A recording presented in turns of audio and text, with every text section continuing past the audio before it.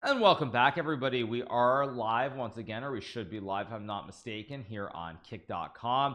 Let me make sure our chat is good. We should be good. There we go.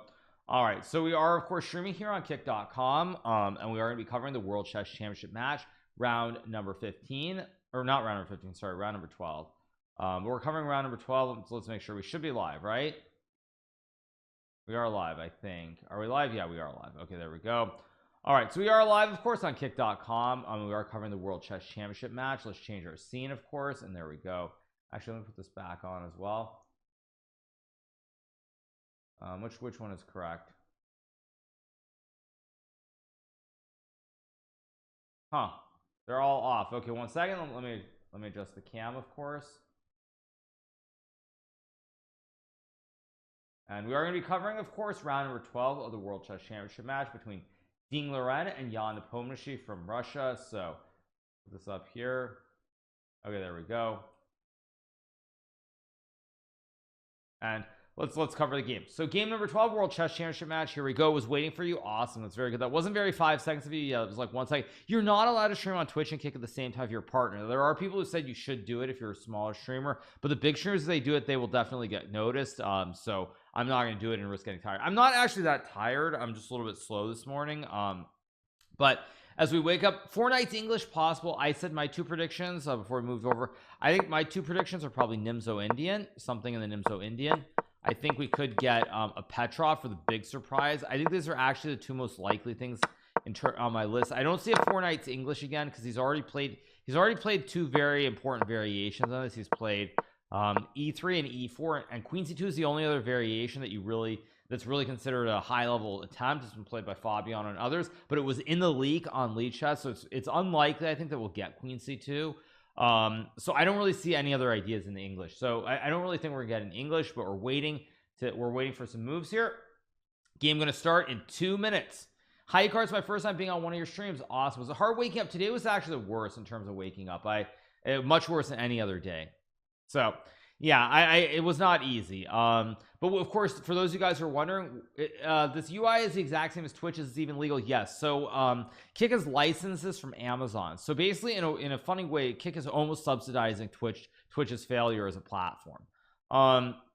So yeah, it's completely legal and all that stuff. Today, double coffee. Oh, I've got coffee here. I'll get more coffee later and go from there. So those are my two predictions. We'll see if I'm right or I'm wrong. I don't really know what else we're gonna get. Now, obviously, today's gonna be a long day. You guys are starting off.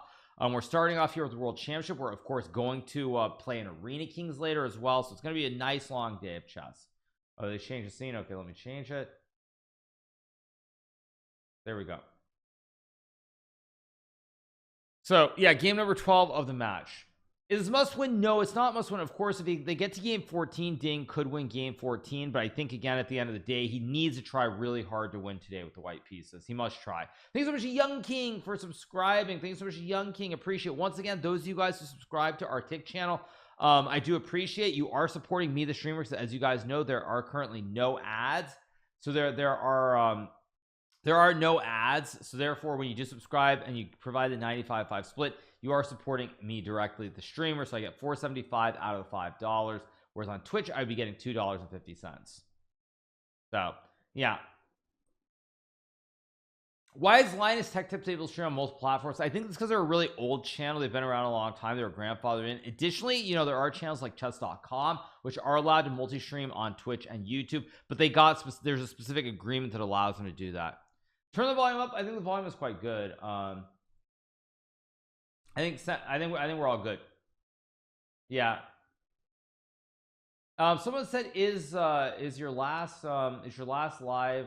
I missed it. I saw someone ask a question. They said is this your last live recap? Probably it is. I might cover game 14. I'll definitely cover tie breaks if they're tie breaks. But we'll see if we get there. I mean, it's just getting up at 5 and very, very rough, not easy at all. So okay, waiting for moves. Here we go.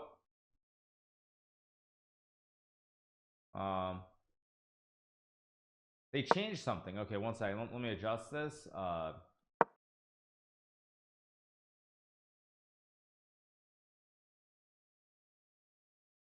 Okay, there we go. All right, so we do have d4. I didn't think we were gonna get a London. I guess we're gonna get a London. Interesting. Are we gonna get a London with bishop f4, or are we gonna get c4 here? Or are we gonna get g3? We'll get c4 or g3, I assume. Bishop f4 obviously playable, but I doubt it. I don't think we're gonna get a London.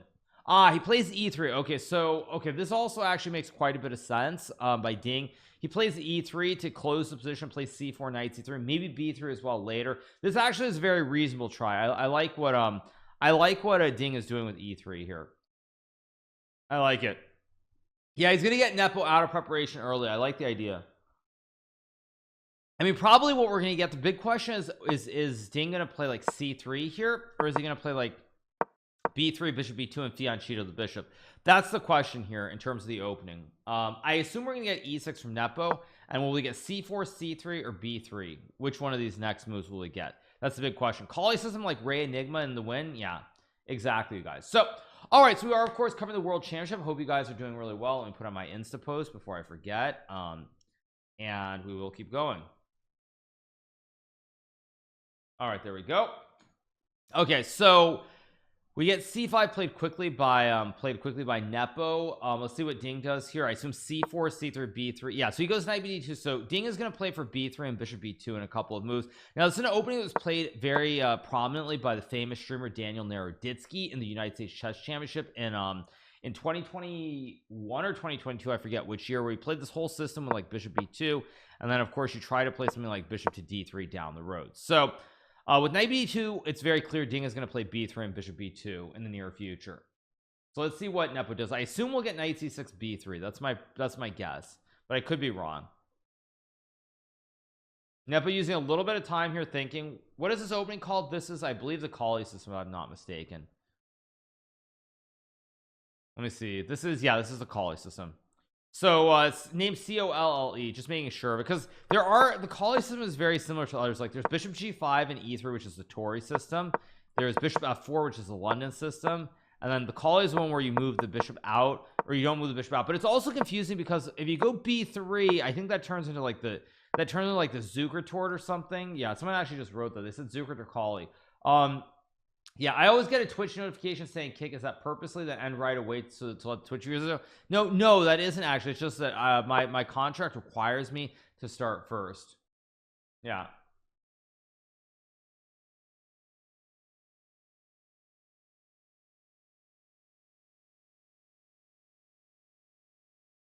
So anyway, waiting for some moves here, and let's see what we get. We get cd4, e4 played.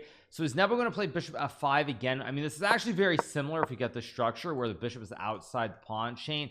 We get queen c7, which is played by Nepo. Now, do you go c3 or do you go bishop d3? This is the big question. I'm not sure that I love I'm not sure that I love the choice from from Ding, of course, but nonetheless, this still should be preparation. So let's see what we get here. Will we get like c4, bishop d3? I like another example of, I think, somebody who starts on Twitch and goes over to kick is Buddha, the famous friend of XQC. So he is another person who I believe does start on Twitch and then moves it over to kick later. So all right, we have e takes d4, queen c7, waiting for a move here from Ding Loren. Nepo already gone. Nepo is not at the board right now. Not at the board. So yeah, I think bishop d3 I mean, the question is after bishop d3, knight 6, c3 here. If you castle, you run into knight b4, potentially targeting the bishop and the pawn. But if you play c3, can black play e5 here? I'm not sure. Probably black should go bishop g4, but let's see. Okay, we get c3. Logical. Now we'll get either bishop f5, knight 6, or e6. One thing that I will say that I'm surprised by the way, though, is that Nepo is once again playing this exchange Caro-Kann setup where he's playing like knight c6, bishop f5, and e6. And Nepo does not play the Caro-Kann as we've been over before. So I'm a little surprised, much like in the London game, because you do have the exchange Caro-Kann, for example, which usually goes something like this. Now obviously it's a little bit different, but you do have various setups like this where black can even play queen c7 or knight something like this as well. So I'm a little surprised that Nepo is happy to get this setup with the pawn chain and just play a Caro-Kann. So we have c3 being played, waiting for a move. How was my late title Tuesday? Terrible. And actually I was lucky that that my title Tuesday ended early because I did lose the power shortly thereafter, like maybe 15 minutes after game number 8, which I did lose. I lost power. So if I had kept winning, it would have been like in round 10 or round 11, and I would have been the hunt to win the $1,000, and I would have completely lost all power, and I would have been very, very upset. So it's actually a good thing that I didn't do well in the late title Tuesday in retrospect. So yeah, let's see what we get here from Nepo. Daniel wasn't doing well either. I mean, it's a very tough event, obviously, and for someone like Daniel, where he's obviously a very strong player, but he starts playing as 2700s every event. It's really difficult, really difficult. Because it used to be that I would play against like 2600 type players, and now I'm playing against players with like 2700, like round 7 or round 8, and it's very brutal. So I think Nepo might be double booked. What do you mean by double booked? You mean in terms of opening? I don't know what you mean. But anyway, big shout out to nearly 3,000 of you guys who are watching on this great Wednesday morning. Levy rages every time. I mean, it's part of an act from Levy. I mean, Levy obviously is not good enough to win title Tuesday. He's playing players who are 200-300 points higher rated. So it's a good bit. And that's just how it is. Anyway, so we have c3 waiting for a move. I assume we'll get bishop f5, knight c6, or maybe e6, but e6 looks sketchy, so I think it's either knight c6 or bishop f5, one of these two moves, and we'll see. But one of these two moves will be played. No, that's not me being cold. That's just simple reality. That's not me being cold. Don't try to spin it in some weird way. It's not. So ooh, Amazon Prime price in Turkey has increased from 8 Turkish lira to 40 Turkish lira. Now there's nothing that connects me to Twitch. Oh wow, they just 5x the price. They 5x the price. That is brutal. Oh man, they 5x'd it on you. Ouch. That is nasty. That is a nasty increase. Sorry. Ouch. Okay. So sub battle will be happening at the beginning of May. Once again, those of you guys who are watching the stream, if you are a sub here on Kick, we are going to be doing a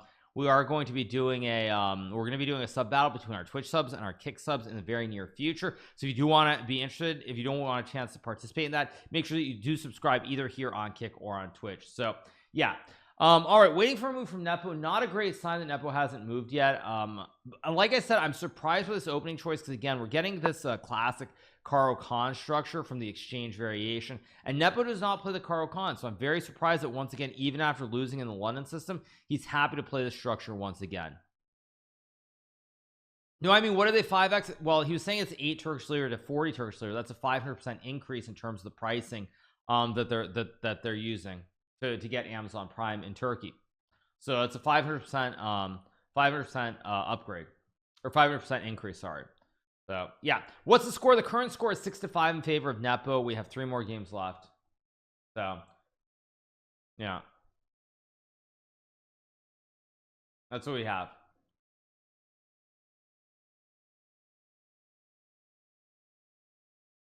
That's still only $2 US. It doesn't matter. Everywhere is different. Turkey's not the US, so that's how it is. All right, waiting for a move here, of course, from Nepo. He's using a lot of time here already. This is surprising. Nepo is confused. Okay, so Nepo is thinking, I guess, about knight c6 or bishop f5 here. I'm feeling really good for Ding so far. This is a really great start. The fact that Nepo is thinking on move number 6, this is fantastic. I liked your Bronstein video. What was the world championship like? How was he ever world number 1? No. Okay, so those of you guys who are asking me about my video, I'll tell you guys. Okay, I did a video that we posted on YouTube quite recently. It was in this classic King's Gambit opening. We had this I forget what this opening is called, but this variation where you get the Bond Cloud played very early.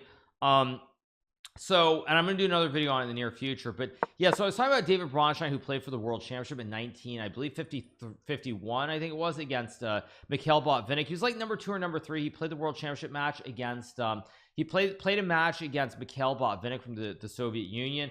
And there are a lot of rumors about that match because Bronstein was leading deep in the match, and there are rumors that the KGB told Bronstein, you will lose this game or else you will lose this match or else something bad is going to happen to you or your family. So there are a lot of rumors about it. Nobody, I mean, it's been denied. I mean, it's never really been clear whether that was true or not true. But he was a very, very strong player, and of course it was different world back then, different world. So yeah, or else. in order to be a chess champion, do you have to wake up as early as you, GMHikaru? Much love. I wouldn't say do wake up as early, but you have to have a lot of you have to have a lot of passion. You have to spend a lot of time studying chess when you're young, and that's what it is. Now Nepo is asleep at the board. We have the classic World Sleep Championship here. Nepo is sleepier than I am, even though I got less sleep than him. Mind you, I'm obviously trolling when I say that, because frankly this World Championship match is very, very tiring and it's very rough. Okay, Nepo thinking here. Yeah, this is a bad sign, by the way. Very bad sign that Nepo is deep in the tank on move number 6. So we have a very, very important this is a very, very, very critical moment already in the game. The snooze variation, yeah. No, he's not actually sleeping, but I think what he's thinking about is whether he can play, whether to go bishop f5 or knight c6. That's what he's thinking about here. That's what he's thinking about. Average chess player at 3 p.m. versus Giga Chat streamer at 5 a.m. Indeed, yeah. So we'll see. Nepo is tricking Ding into a false sense of security, always possible, obviously. Yeah. Do I think Nepo is panicking about being out of prep? Not panicking necessarily, but what he's doing in his mind, he's trying to compare variations. The reason that I'm confused here is because, you know what, it's possible that here the only line that he had looked at was c4, which is a much more aggressive approach, because obviously anytime you have c4, it's very explosive. So maybe what Nepo looked at was only c4 in like the distant past, and he never looked at the c3 position. So now he's trying to recall like which setup exactly he's going for with bishop f5 or knight 6. The reason that it's weird for him to be completely out of prep is because he played queen c7 instantly. Queen c7 is not a move that you'd play instantly here, if you're already a little bit unsure. So clearly it looked at maybe c4, maybe it looked at like bishop e2, maybe knight b3, but probably not c3 specifically. So that's why he's trying to recall his exact position. Now it's g6. There's nothing wrong with playing g6. Again, the problem for Nepo here is that he does not play the Caro-Kann. So because Nepo doesn't play this Caro-Kann with these exchange variations, it's very strange. Again, that's why I'm surprised, because they played the London, which was very similar. Like this is the classic structure that you get, some variation like here, bishop f4 and e6 and knight d2, and this is the exchange Caro-Kann. You have the structure of the 3 pawns.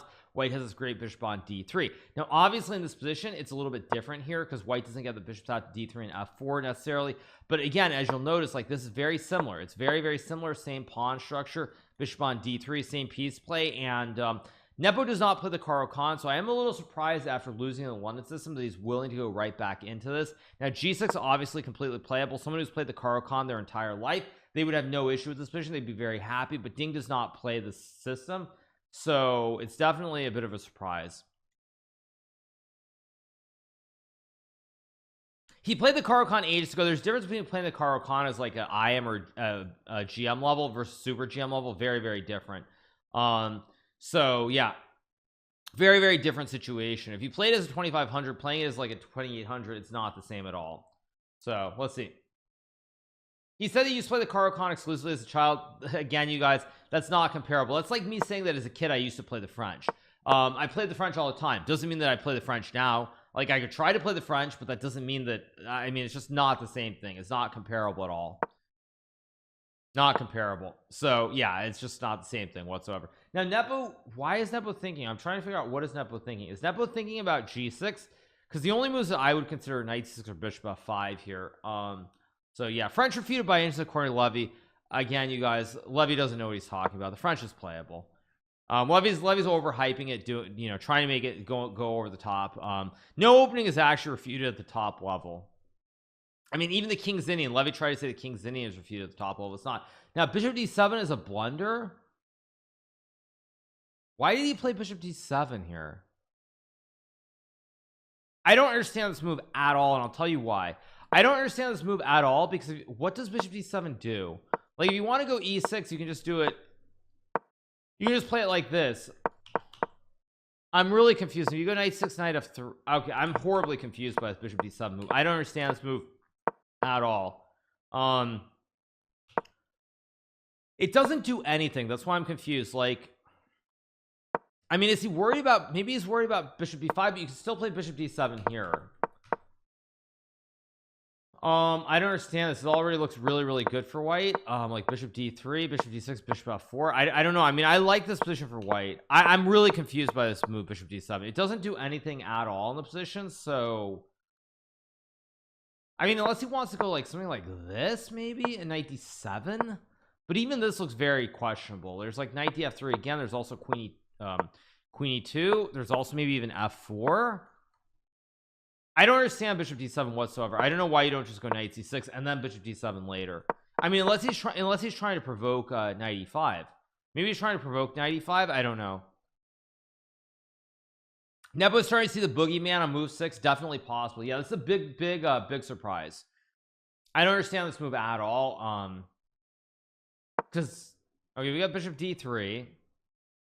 So again, though, it begs the question again. Computer thinks knight e5 is really good for white, but it begs the question even here. Like you could just go knight c6, bishop d3, bishop d7 here. Like I don't understand the point. Although Ding blitzed out bishop d3, so Ding blitzed out bishop d3 basically doesn't want to burn a lot of time looking at the knight e5 line, and he's assuming that after knight 6 castles he'll just play a very basic straightforward setup. I don't like this though. I'm gonna be very blunt. I don't like this position at all for Nepo. After knight 6 castles, e6, rook e1, bishop d6, queen e2, followed by knight e5. This looks very good for white. I don't like it. I think we're gonna get a long game here. I'm feeling very good for Ding. Nepo out of prep early. We get knight c6 played. Begs the question again, why didn't he just play knight c6 in one go? But we get knight c6 now. So Nepo definitely made a mistake. A little bit lucky Ding didn't use 20 minutes and play knight e5. Nonetheless, I still think after castles and rook e1, it's very pleasant for white to play here. Yeah, I don't bishop d7. Like also, I'm just thinking about the Caro-Kann honestly, and in all the Caro-Kann lines, there are situations even where you get something like this and like a knight e5, and you can always play knight d7 to try to trade off the knights. So the bishop on d7 just looks completely illogical here. I don't understand what this bishop on d7 does. I mean, castling is insane. That's fairly suicidal. So you're not castling. So what does bishop d7 actually do other than waste time and put the bishop on a square, which you could use for the knight? Bishop also could be on g4, for example. I don't know what Ding is, or not Ding, but what Nepo's doing. Unless Nepo wants to play g6. I mean, maybe you want to go for this. Maybe this is the idea, but still, why do you play bishop d7? Why don't you just play why don't you just go g6 and play it like this? I mean, bishop d7 just does absolutely nothing. So I don't understand this bishop d7 move whatsoever. It doesn't make any sense, and we'll see what happens. To be honest, it's kind of sad not seeing you commentating games with guys like Robert Fabiano. It would be super cool to see you guys exchanging ideas with these guys. Well, they're doing it on chess.com. They're doing it they're getting paid to do commentary on chess.com. Obviously I have my own channel. I have my own requirements with sponsors, kick everybody. So it's a different situation, you guys. That's why he wants to be solid because it's a match situation. I don't think bishop d7 is being solid. I think bishop d7 is just frankly a bad move.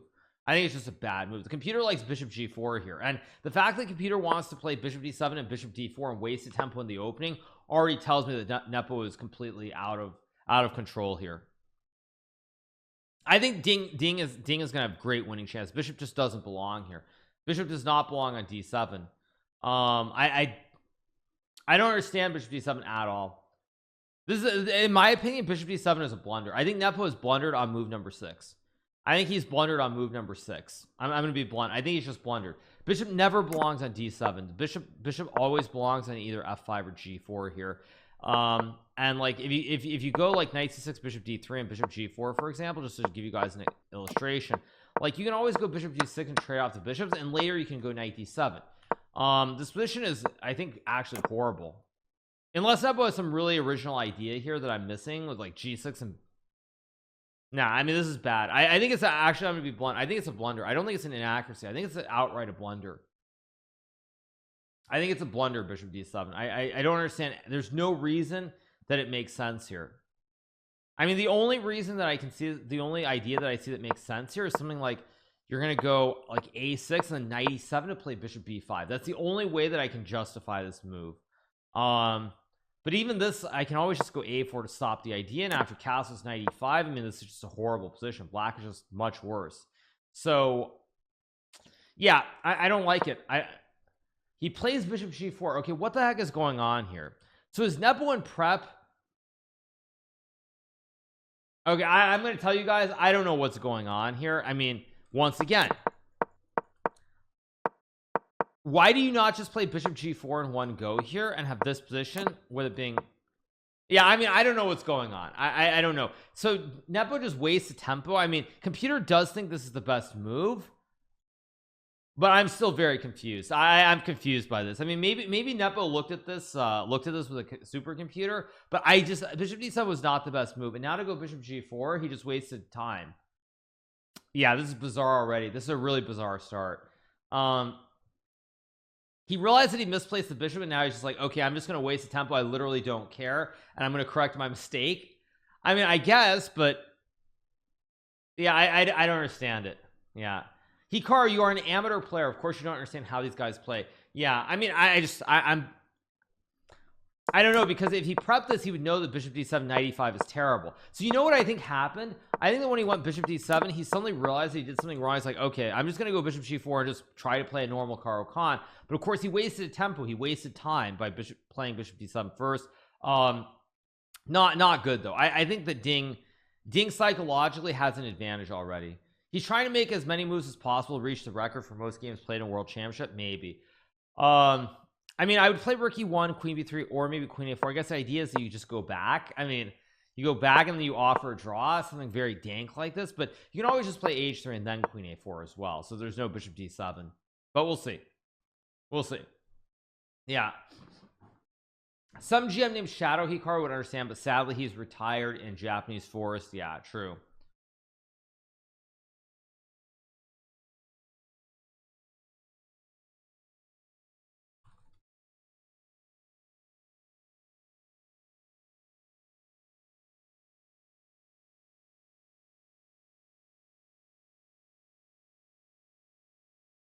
So, all right, let's see what we get here. After bishop g4, waiting for a move. Kick is on Android. Yes, there's an Android app, there's an iOS app. Remember, Kick is in beta. It's only been around for 5 months, you guys, so there are going to be bugs and glitches, but it is only going to improve. Here, if I'm playing with white, I either play rook e1 or h3, one of these two moves.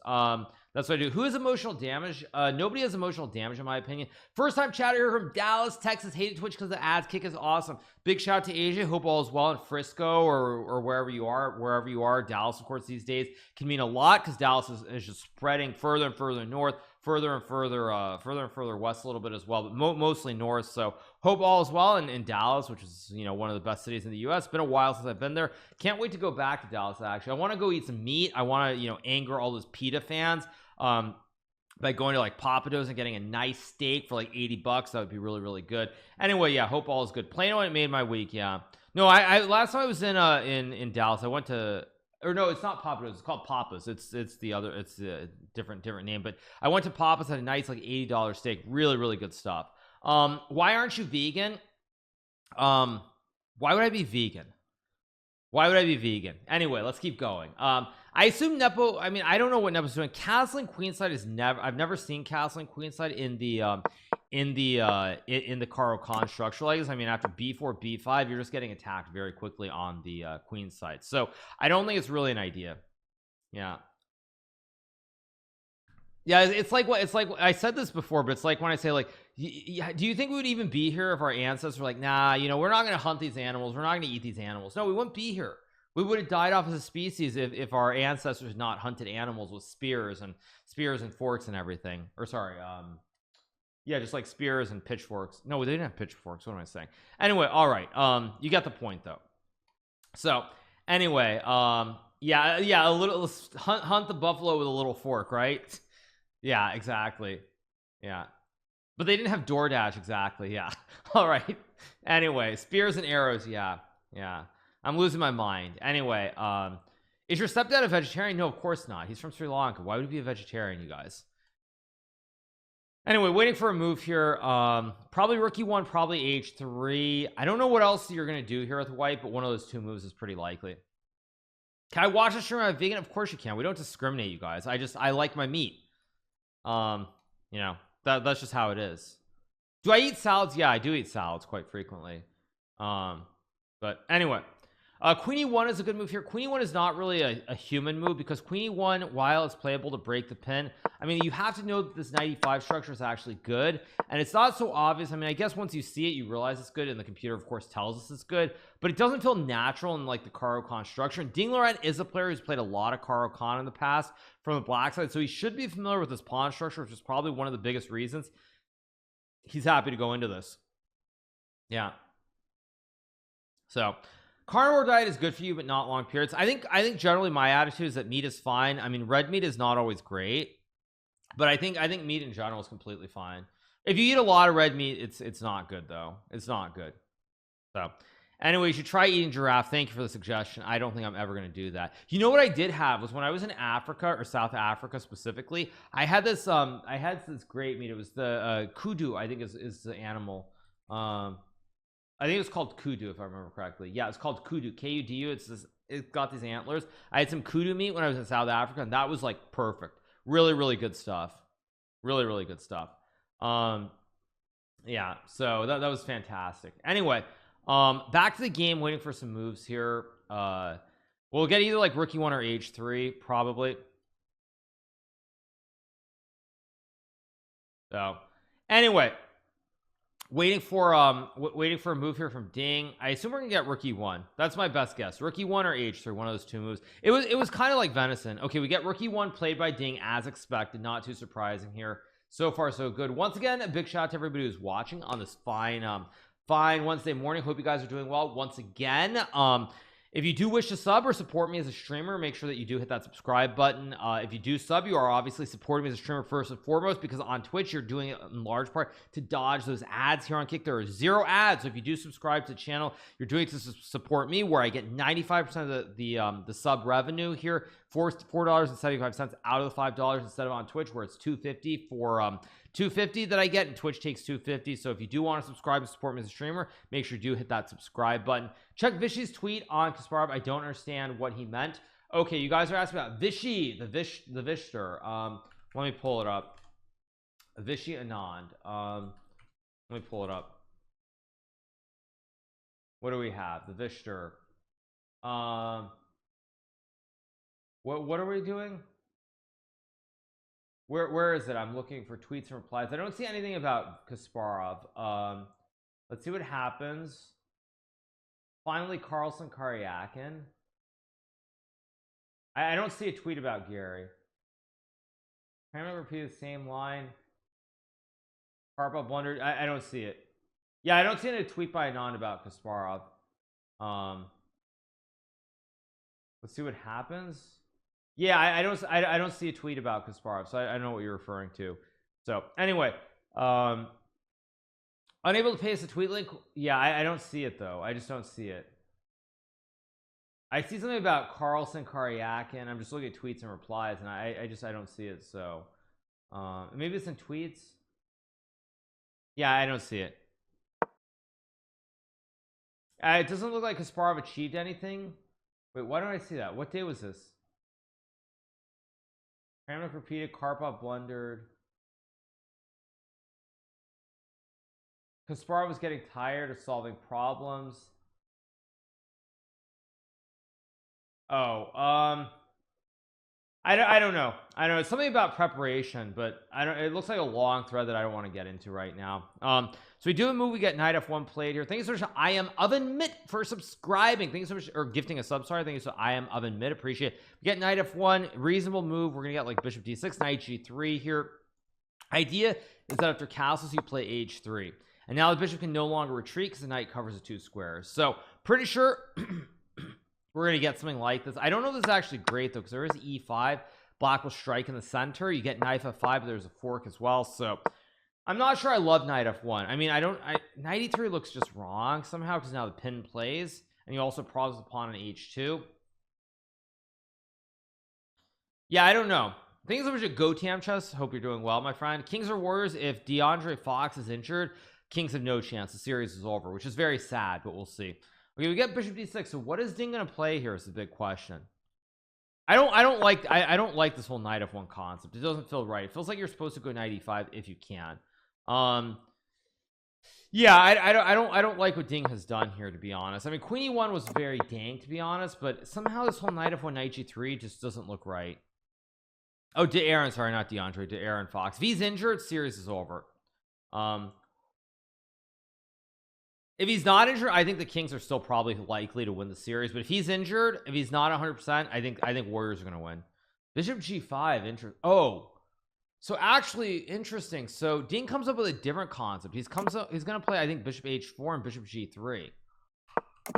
Interesting concept. Oilers all day. Yeah, if there are any Oilers in chat who do want to support me, of course, you can gift subs. I do get 95% of the sub revenue. So if there are any Oilers like Tucker Vandiver or others and you do wish to support me, make sure that you do subscribe and give some subs. Additionally, all of you guys who do sub will have a chance to play in our sub battle versus our Twitch subs in about a week or so. All right, so I think the idea here is to play Bishop H4, Bishop G3. That's my guess. Yeah, will I be in the next Canada's tournament? We'll see if I qualify, or if I don't, not a big deal. Also, I realized when you said Oilers, you didn't actually mean an Oiler. You didn't mean somebody who's like an Oiler and has a ton of money. You meant the Oilers and the Edmonton Oilers. So I missed that. Why did the markets tank yesterday? I don't know why they tanked, but of course all earnings were good, literally across the board. Google, Microsoft, everything reported good earnings. So the market is probably flying. What's Google up, like 20%? Oh, Google's not even up. They're only up 1%. But Microsoft was flying. So let's see where Microsoft was up like 8% yesterday when I looked. They are up 7.5. Thank you so much to Venny for subscribing. Thank you so much to Venny for the tier 1 sub. Appreciate it. So anyway, yeah, I don't know what happened to markets. Probably also some panic over the banks, which I think is overdone. I think the banks are going to be just fine. But yeah, I'm aware of FRC, you guys. I actually have some shares in it, so I'm not particularly thrilled by it. Again, long term, I think it'll be fine. When I look at the book value, the loans, if they can just survive, they can survive and all those loans come back, they're going to turn a nice profit, and it's going to be completely fine. So it's just a question of when these banks get the bailout and all that jazz. So we'll see. Anyway, let's see what happens after Bishop G5. Waiting for a move from Nepo. Nepo could try to castle queenside now because all the pieces are kind of shifting towards the king side. In fact, I kind of like castling queenside now, to be honest. I kind of like it because his knight is now on F1. It's kind of far away from the queen side. D2, there's B3, C5. So I think I'd actually like to castle queenside. NBA Stocks Chess Stream has it all. Indeed, it does. Indeed. I really like castles here. And it's funny because now this has gone the other way. I really like Ding's position a few moves ago, and now I think if Nepo castles queenside, I actually really like Nepo's position here. I think Ding has gone kind of wrong. I think actually rookie one and knight F1 didn't look right. I mean, maybe here there's still even queen A4, knight E5, but I thought you had to play for knight E5 here. I don't know. Somehow this whole knight F1 bishop G5 doesn't look right. I don't know if Ding prepped this, didn't prep it, but this doesn't look like the right concept with knight F1 bishop G5. It doesn't look right to me. It doesn't look right. I think if Nepo castles queenside, we're gonna get a very sharp game. I really do like his position, actually. What sports do I watch? I primarily watch hockey. I'm starting to follow basketball more and more. But yeah, I think missing 95 earlier was a mistake. Absolutely, it was a mistake by Ding to not use his time. I think Ding is kind of stuck in between the mode of prep and then thinking for 5 minutes, thinking for 20 minutes. He's a little bit off center in terms of his time usage. And I think there's one great example where if the match hadn't been going the way it was, like we were early in the match, he would have played 95. He would have played 95 for sure in this position after bishop d7. But again, because of the way the match has gone, he's gotten so much time pressure. It's like, okay, I don't want to get too low on time. Do I eat pork? Of course I eat pork. I love my bacon. I'm American. Bacon is a God-given American right. So anyway, waiting for a move here for Nepo. I expect him to castle here, and we'll see what he does. But I do expect him to castle queenside here. That's my prediction. I do expect it. So did I see that XTC and Buddha were watching Lakers game? Yeah, I did, you guys. I saw it, and I gave you my thoughts on it yesterday, but since there are people who weren't watching, I'll give you my thoughts again. I would not. Oh, he castles kingside. Surprising. So Nepo keeps it stable. He doesn't go all in trying to be a poker god like Magnus Carlsen.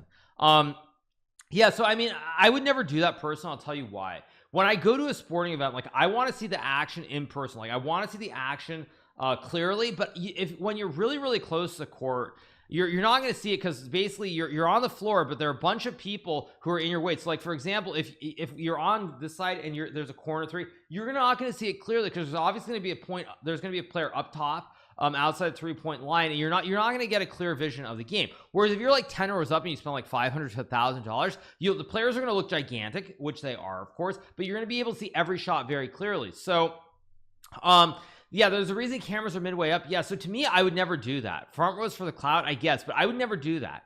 I mean, I could do that, but I would never do it because like I want to see the game clearly. And also, if I'm being honest, as I said yesterday, if I'm going to be honest, like as I said yesterday, if I've met enough celebrities and so forth that like being 5 feet away from LeBron James is not going to do it for me. It's like it was in I think it was Bethpage Black. I went to the US Open in I think 2007. It was Bethpage US Open golf. It was 2007 or 8. It was before Tiger's downfall. Let me see if I can find it. Was it 2008? Was it I'm trying to see if I can find it. It was like, or was it, no, actually, sorry, it was 2009. So it was 2009. So I think that was the year of Tiger's downfall, right? So it was literally just a couple of months before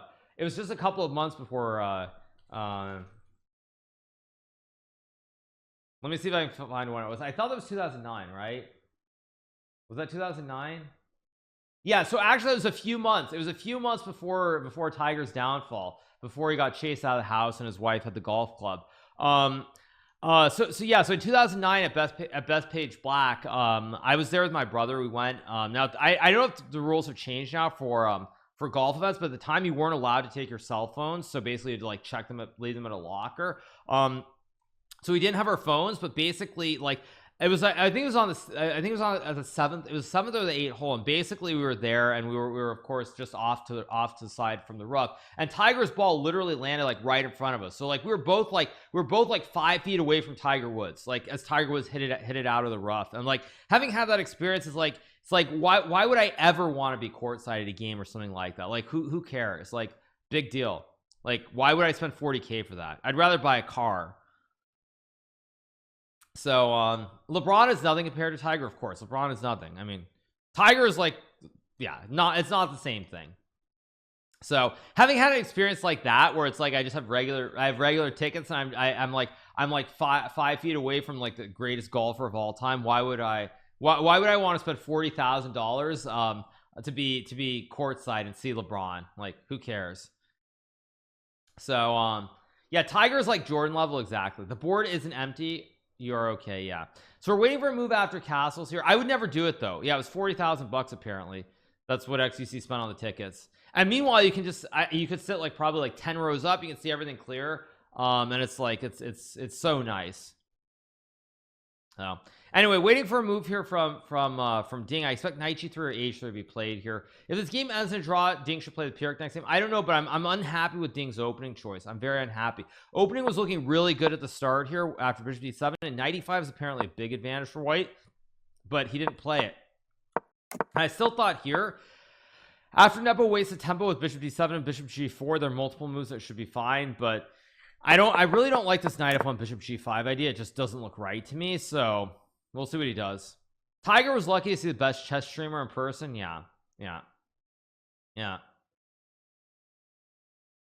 So that's why the general just said, if you spend $1,000 and be like 10 rows up and see LeBron, see how big LeBron is, and you see every shot with clarity, like why would you want to spend 40K being courtside just to be on TV once? Like, okay, but I mean, who cares being on TV when you can be on the Jumbotron? I mean, as I pointed out yesterday, you guys, I made the Jumbotron when I went to the game between when I went to the game between the Celtics and the Nets, where the Celtics blundered that 28-point lead early in the game. And I'll show you guys one more time.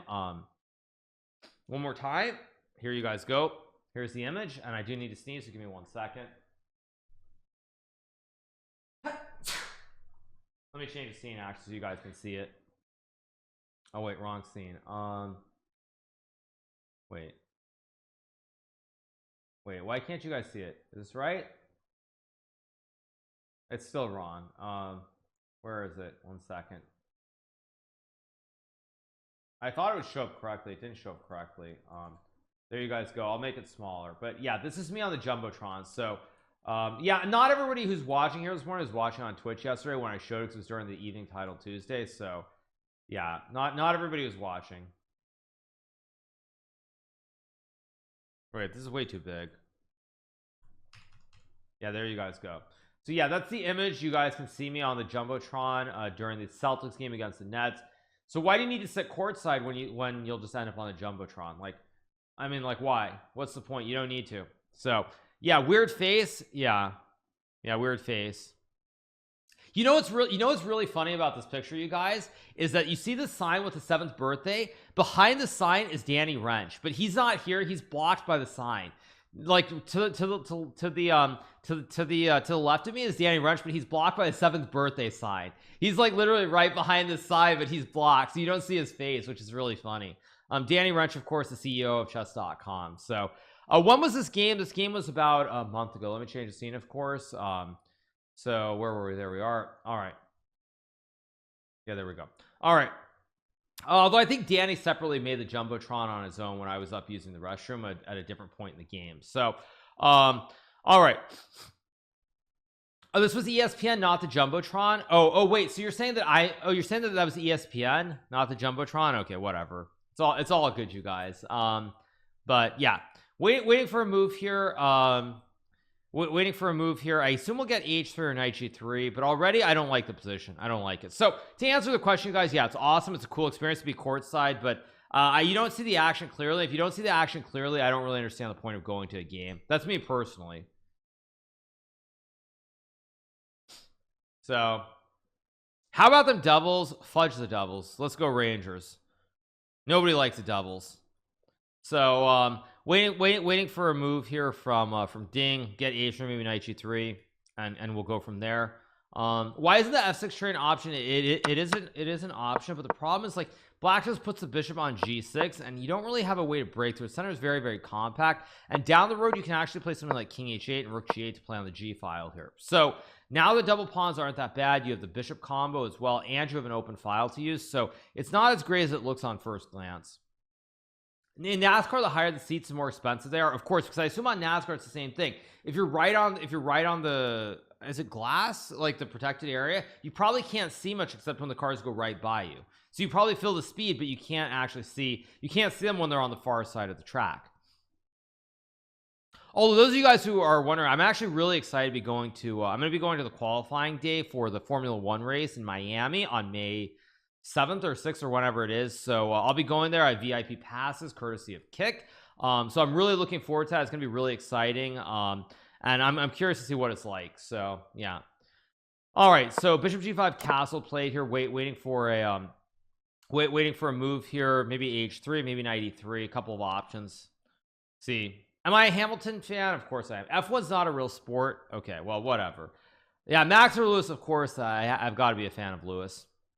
IRL stream, unlikely. I mean, I thought about it, but I mean, getting like a getting the rig, getting the backpack, all this stuff, don't really want to. Miami is the worst race this season. Oh, okay. Well, what do I care, you guys? What do I care? So waiting for a move here. Again, a big shout out to 4,000 you guys on this fine Wednesday morning. Hope you're doing really, really well. Ding is deep in the tank here, of course. Wrong time. Ding should have been deep in the tank on move number 7 and played 95. Now he's deep in the tank, like super way past when he should have been. I don't know what Ding is doing. It just doesn't make any sense. His time usage combined with the sequence that he played, I don't understand it at all. Yeah, I think Ding is going to regret. I think Ding is going to regret a few things. He's going to regret not using 10 or 15 minutes to play 95 here when it was screaming to be played. And then he's also going to regret, I think, playing rook e1 here. I think queen e1 actually, like, I know it's the best computer move. It's not obvious, but he should have used time and played queen e1 and 95. Rook e1 maybe is fine, but then to play knight f1 and bishop g5, I've literally never seen this idea in any exchange Caro-Kann variation in my entire life. So I don't know what Ding was thinking when he played knight f1 and bishop g5. Just doesn't make any sense at all to me. It makes zero sense. So I don't like at all what Ding has done. I don't like it. Ding is thinking about buying courtside tickets. Yeah, knight f1 was very premature, but like I said, the point is he was moving quickly, which is what I don't get, because I've played exchange Caro-Kann most of my life, and I've never seen an idea with knight f1 and bishop g5 ever. I've never seen an idea with knight f1 and bishop g5, so it just doesn't make any sense at all to me. And I don't know what Ding was thinking when he played it really quickly. I'm not ignoring chat, but Yeah, I don't like this at all. I'm gonna be honest. I already feel like Ding has completely messed this up.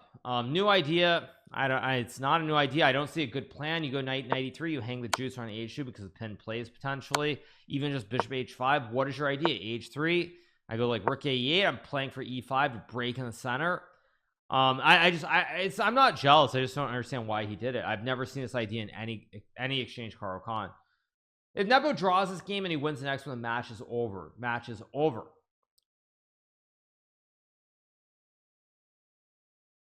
Nepo could win here, absolutely. If Ding doesn't come up with a good idea, Nepo's plan is very easy. He just wants to go like rook a8 and play e5. And your rook on a1 is out of play. Your knight is clumsy on f1. Nothing is really placed where you want it. This knight on f1 just is completely, it's not on the right square. Yeah, if he loses the game, he's not going to win 2 games at the end of the match. Let's be very clear. So there is a lot of drama. The stakes are very, very high in this game. Yeah, it's even worse because computer likes knight g3, knight f1, knight here, and then bishop h4 and bishop g3. I mean, now I'm not feeling it for Ding here. I think there's a very high chance that Ding doesn't bail out and play something very stable here to keep the equality and the equilibrium. He's going to lose this game. I think there's a very high chance, actually, very high chance. Yeah, very, very high chance that I think that if he doesn't play something like knight g3, I mean, if we get a draw here, though, I'm actually going to scream. If we get some kind of silliness like knight g3, knight f1 or repetition, I will probably lose my mind. And I don't think that's going to happen, but we'll see. Someone really said you're jealous of the ideas. Yeah, you guys, I'm really jealous of those ideas. I'm also really jealous of Magnus Carlsen and all the opening ideas he's used in his career. Like, if only I had come with these ideas, like, I'd be the world champion. I'd be the greatest player of all time. Yeah. So I knew it. Yeah. I mean, way out there. Yeah, exactly. Yeah. We're playing a best of 14, so it's first to 7.5 points wins. Ding is Nepo is currently leading by 6-5. Yeah, 6-5. Yeah. So anyway, okay, Ding is deep in the tank here, down on the clock. I think if Ding doesn't bail it out, he played knight f1 GG because why not? Yeah. I don't regret anything that happened to the candidates. No, I mean, I would have liked a different outcome of the final game against Ding, but like I'm not like unhappy in any way. No, I was unhappy for all of about 30 to 45 minutes as I did my recap, but that's it. After that, it was all good. Yeah. So no. And as I said before, it was funny because after I lost the game to Ding that night, I went out for a nice dinner at an Italian restaurant in the heart of downtown Madrid. And it was funny because at that restaurant, none of the Fabiano, his girlfriend and his coach were there. So they all turned up, and it was funny. Like we independently ended up at the same restaurant. And while we were there, like I was like having wine, I'm having a good time, I'm laughing with Chris, my trainer. We're just chilling, having a great time. And Fabiano meanwhile is there, and he's like super despondent, super quiet. He's like despondent, not happy because he had lost the last round game to Alireza Firouzja. And so like the contrast was amazing. Like I had just blown a chance to play potentially in the world championship. Of course I didn't know it at the time, I'd only know it later, but I'd blown the chance, and I'm like all happy, drinking my wine, enjoying myself. And Fabiano's there like stone faced, like he's just like really stone faced, crestfallen. The world is ending, and it sort of speaks to the contrast and the difference between being a professional chess player and being a professional streamer, most importantly. Yeah, so he's not a streamer, so it makes sense. Yeah, but the point is I just lost a very tough game, and I was just completely fine. Yeah, if you'd known about Magnus not competing, it would have been different. No, it would not have been different. It would not have been different, you guys. Everything happens for a reason, as you guys will find out. So all right, see what we get here from let's see what we get here from Ding in this position, and we'll see. Copium, yeah, it's not copium, but that's all I can say for now, you guys. So let's see what we get here. That's all I can say for right now. Cams changed. Okay, let's change the cam scene. Okay, they turned it off, so let me turn off the cams. Yeah. What a tease. My lips are sealed, but something big is happening in the future. I will say that, you guys. Something big is happening in the future, and let's leave it at that for right now. Something big is happening, but I can't talk about it at the moment. So let's wait for a move here. Let's wait for a move. Yeah.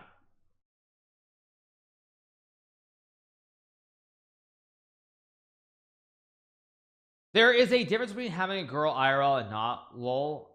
What is lol? I don't know what you mean. So anyway, all right.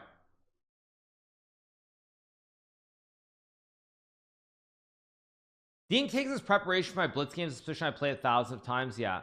Let's bait Hikaru to open his lips. Yeah. Well, not happening, but I'm not saying that randomly. Let's just be clear on that. So all right, waiting for a move. I don't think they're showing cams, are they showing cams? They are showing cams. Okay, so let's wait for a move.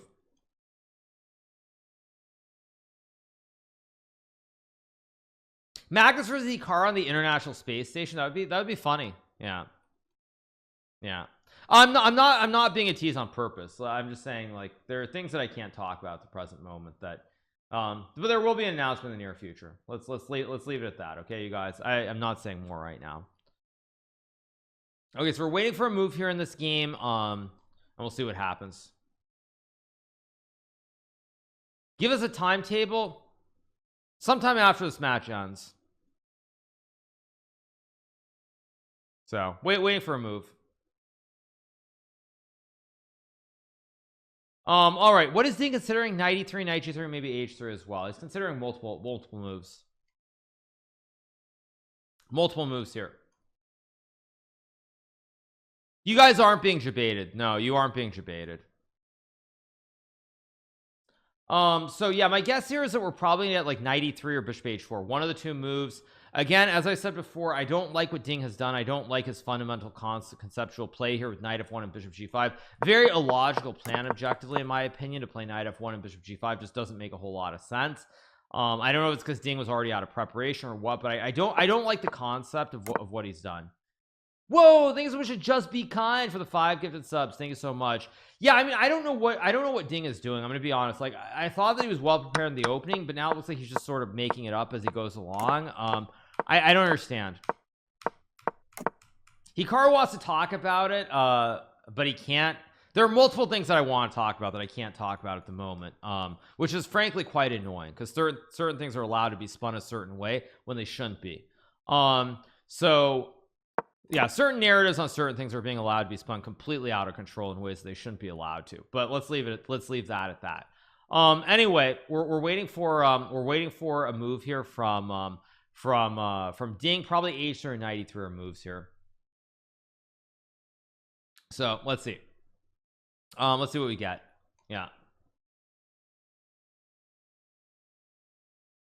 can I please be a bit more vague? I'm being vague on purpose, you guys. So no, we don't have the cams right now. We don't have the cams because they're showing ads.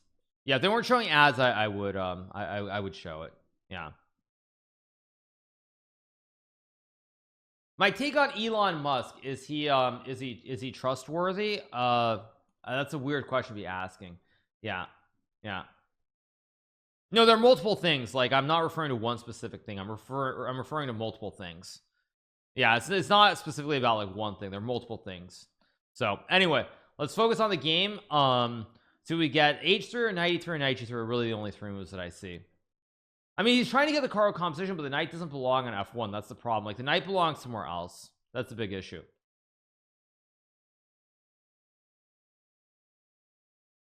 Announcement: Hikaru will be streaming on YouTube. No, not likely. Do I think Elon is going to become a Martian or go to Mars? I mean, we're off to a great start, aren't we? I mean, the SpaceX, the first launch was quite good. Yeah. Analyze variations. I don't know what to analyze because knight g3 is probably the best move, but after knight h5 the computer says knight f1. And I mean, the problem for white is you don't have moves here. Everything is stuck. Like, you can't go knight e5, which is what you want to do because you hang the queen. You can't just move the queen randomly because then I take and your pawns are terrible on f2 f3. You can't go bishop e2 to break the pin because then I jump to the center with the knight. If you go rook c1, maybe I can even play e5 and strike hard in the center here. I mean, it's just very, very hard. And if you take and play like knight e3, I go bishop h5. Now I'm threatening to capture. You go h3, and then I go king h8, rook g8, and suddenly you're getting attacked on the g file. And you can't play in the center of the board because you hang the pawn. b4 doesn't do anything here. You're probably just worse. So it's a very scary position to play here for white. Why not show the cam? Because they have like 20 scenes. That's why. If I show the scene that chess.com has it, they have like 20 different scenes. So Ding is taking a long time. Maybe he realizes he's messed up. I'm very worried for Ding here. I'm gonna be honest, I'm very worried. I think there's a very high chance that Ding loses this game, because Nepo is a very easy plan. Rook e8 and e5. That's literally all that he's playing for. One idea, or maybe knight d7 and e5. That's it. It's all about rook e8 e5 or knight d7 e5. That's all that Nepo is to think about. Ding's gonna have to use a lot of time trying to figure out what he's doing, and he's gonna end up way down on the clock here. So I think Ding is in serious trouble here. Serious trouble to lose this game. I think there's a very high chance that Nepo wins. Writing a 5,000 word essay while eating ramen is why I love college. I mean, just get the proper ramen. You guys go to like a Japanese store and get like the Kikkoman ramen. Don't get that instant cup of noodle stuff. That's not gonna work. Get the I think it's Kikkoman. Am I wrong? Let me see. Or is it Maruchan? Maybe it's Maruchan. Let me see what it is. No, it's Ichiban. Sapporo Ichiban. That's the right one. It's Sapporo Ichiban. Yeah. So like if you let me copy this image and do it in Edge so I don't leak something. Or actually I can just sign out, right? Sign out, and there we go. All right, so let's put this link. Yeah, there we go. Select your address. Good. Don't want to leak where I live in the US. So yeah, so for example, you guys, like this is what you want to get. If you just trust me, this is what you get. You want to get like the Sapporo Ichiban ramen. Like this is actually my personal favorite, is this one. Like I love this one. You get this one, and then what you do is you buy it. It's $20.95 for a pack of how many? Pack of 12. So it's a little over $1, but this is much better than getting getting like the $1, the really bad cup of noodles. You want to get the Sapporo Ichiban. Sapporo Ichiban, it's like $20.95 for a 12 pack. Yeah, this is what you want to get. This is whenever I want ramen, I go to the Japanese store, and this is what I get. And then of course if you want to, because it obviously doesn't come with all the stuff in it. It just comes with noodles. Like, you know, cut a couple pieces of pork, put it in, cut up some onions, put it in, and really good. Really good. I grew up on this stuff. So anyway, back to the game. Let's change the scene before I get too hungry. And let's see what we have here. Waiting for a move here still from Ding. Ding is getting low on time. The bad ramen is good. I mean, you can get the bad ramen, but why not? What about rook e3? Probably rook e3, I think, is I can even just go bishop f4, trade the juicers, and you just have nothing going on here. Like h3, bishop h5. It's $21 for a 12 pack though, so it's not crazy expensive. I mean, if you can afford the instant cup of noodles, you can afford to buy that. It's not crazy expensive. It's $20.95 for a 12 pack.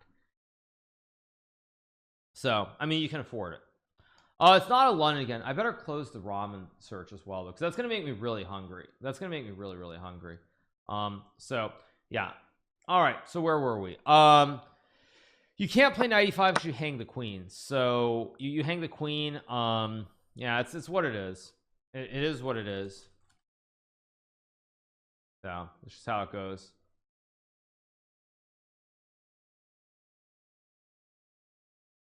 Anyway, all right, back to the game. Waiting for a move that, yeah, let me turn on the cams as well, because we do have the cams once again.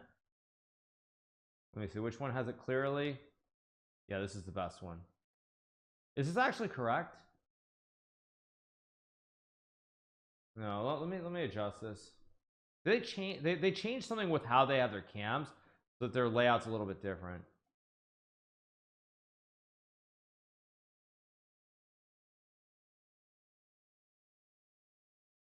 Let me pull this out. There we go.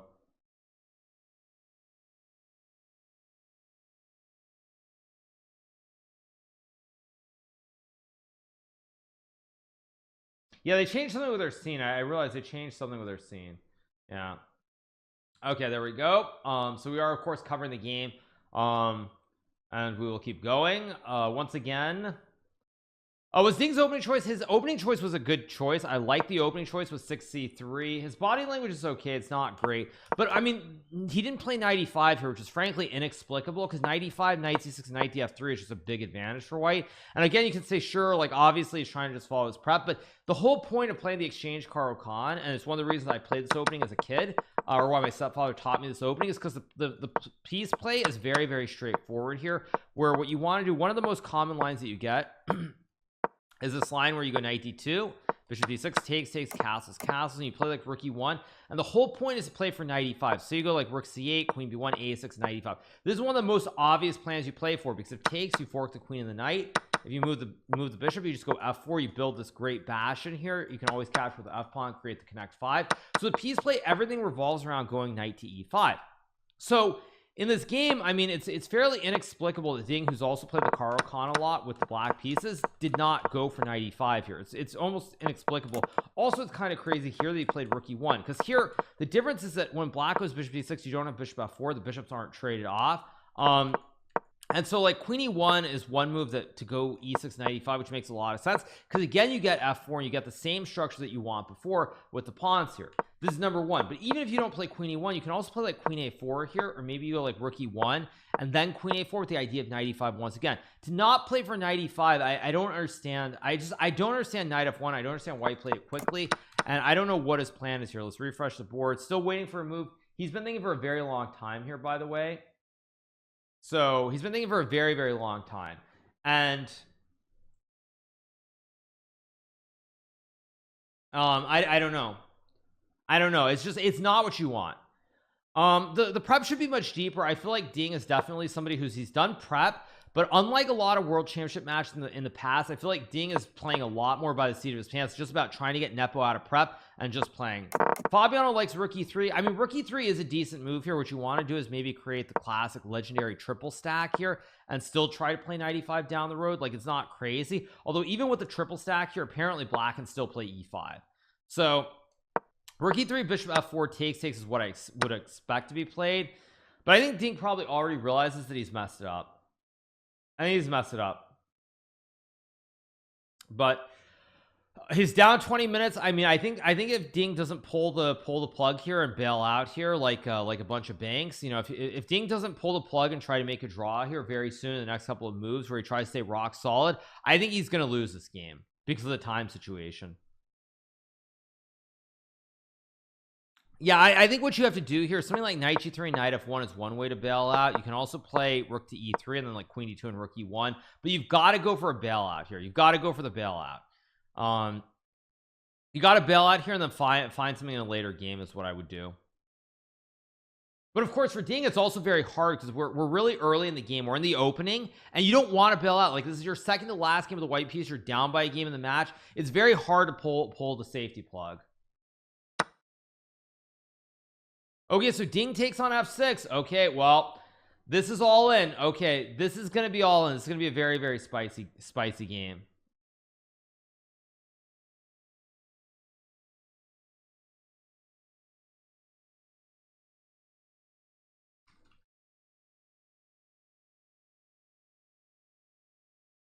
So, all right, we're going to get takes here, and it's going to get spicy.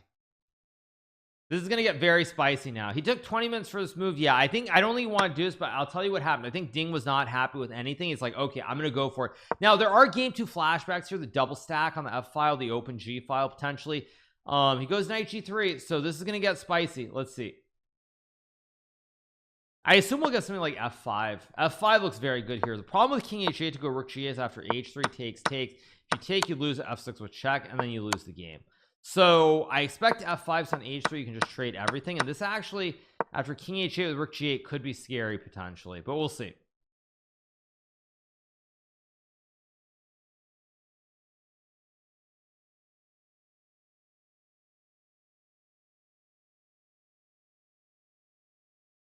So, all right.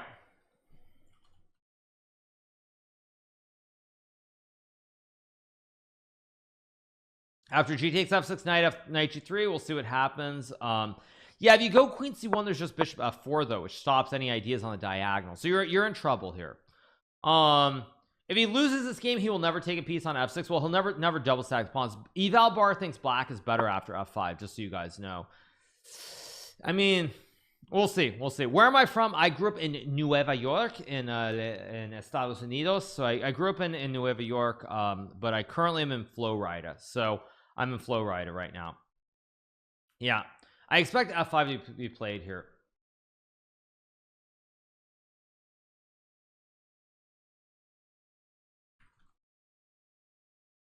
So I expect f5 here. We could get something else. The salmon shirt though is powerful. Oh right, Jan and I are wearing the same shirt. We're wearing our we're both wearing our salmon colored shirts. Jan, by the way, has worn that salmon colored shirt for like 5 days in a row, so it's probably fairly stinky by this point, but doesn't matter because it's all about the karma and the luck and making sure that you feel good. So that's what's going on. Is f5 an easy move? It's a very easy move to play. It's more a question of calculating this line with queen f3 potentially after king h8 and rook g8, or even bishop g3, king h8 and rook g8. But yeah, I really do like it.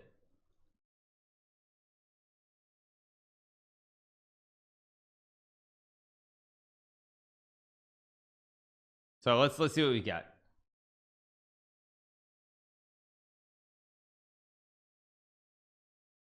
New Amsterdam, of course. Yes, I grew up in New Amsterdam. That's the other colloquial name for New York. Is there a Greek gift here? Not really, because the king is too safe. So if you go like king h8 takes knight g5 takes, I could simply go like, oh, bishop e7, I guess. That's not clear. Does your jaw ache after hours and hours of streaming? No, you guys, because I love my job.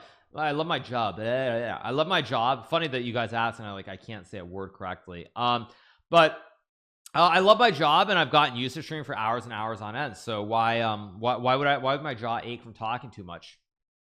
It wouldn't. So let's see what we get here. Do I chew gum? Not frequently. Sometimes I do, but not my thing. We love your job too. Yeah, indeed. B4 is a move, but it doesn't do a whole lot. Like as an example, say you go b4 and b5, I just go like knight e7.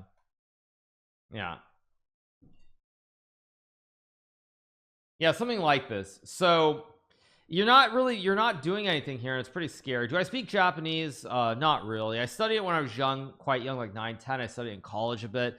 But again, if you don't use a language, it sort of goes by the wayside. A good example of that is I used to actually speak Italian quite well, and now my Italian, like I can still speak some, but it's kind of like the quality of my Italian has gone way downhill.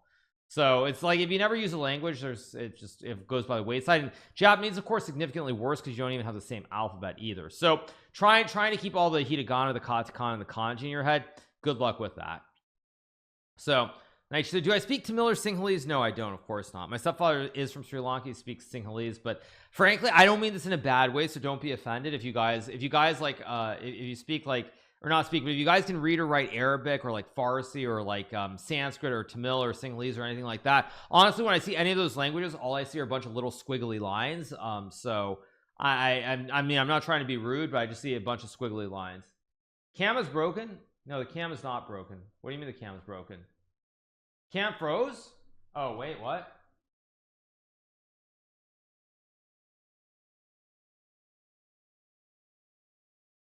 Am I back or not? Wait, what just happened? What happened to my cam? You guys can still hear me, right? Let me see. What happened?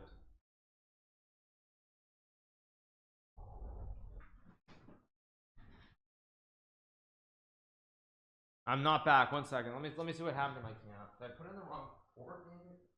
Probably the wrong port.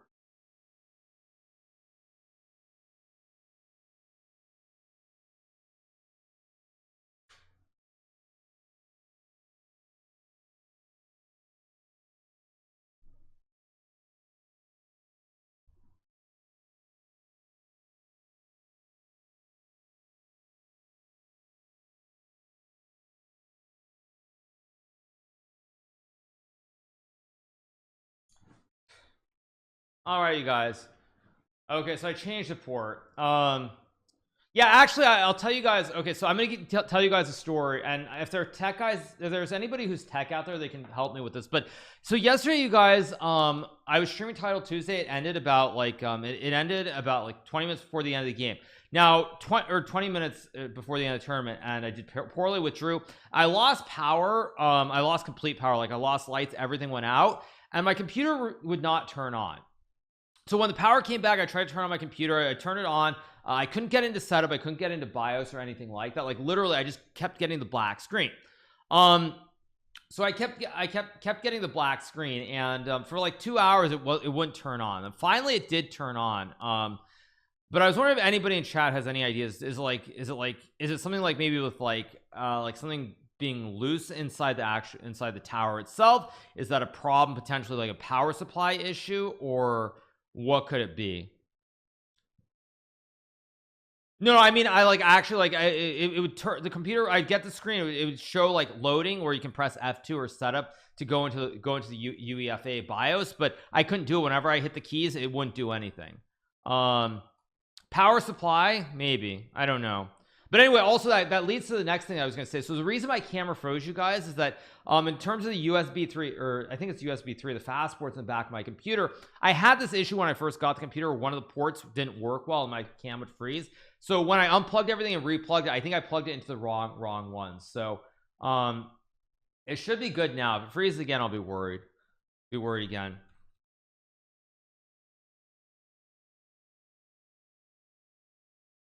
So anyway, all right, let's keep going. Getting new PCGs. I bought this computer like 5 months ago, you guys. So yeah, I bought this computer like 5 months ago.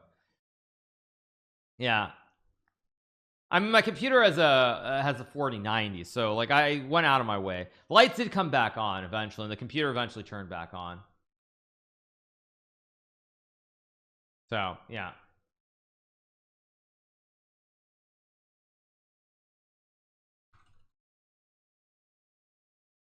So anyway, let's keep going. Let's see what we get here. Waiting for a move from Nepo. Probably will get F5, maybe 97. 4090 for arrows, of course, absolutely.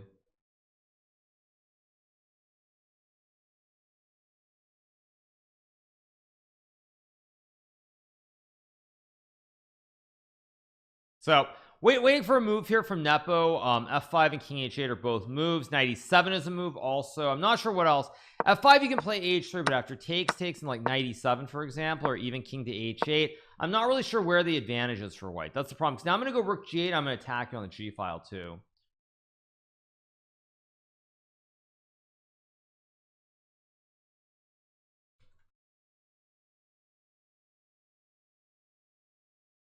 But we'll see. Do I play bridge? Not really. I don't really play bridge. But anyway, could I reach 2800 next month at Norwich House? I could. Do I expect to? Absolutely not. But again, I'm just playing chess, having fun, enjoying myself. That's all good. So a big shout out to nearly 4,300 you guys who are watching on this fine Wednesday morning, I think it is. Why am I always typing recently? I'm always typing, you guys. Always doing 20 things at the same time. A different chair? No, I'm back to my regular chair. The other chair is terrible. By the way, again, so you guys know that I don't just sell my soul for any sponsor stuff. That other chair I had yesterday is horrible. That secret lab chair is just awful. Absolutely awful. No, it's not good, and I will not use it. Yeah. So anyway,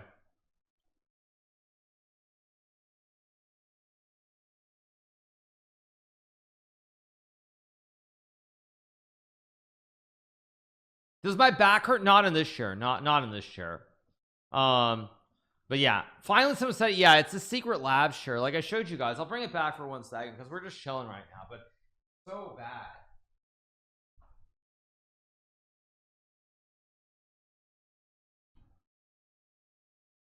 Ugh, heavy chair too. Really heavy chair.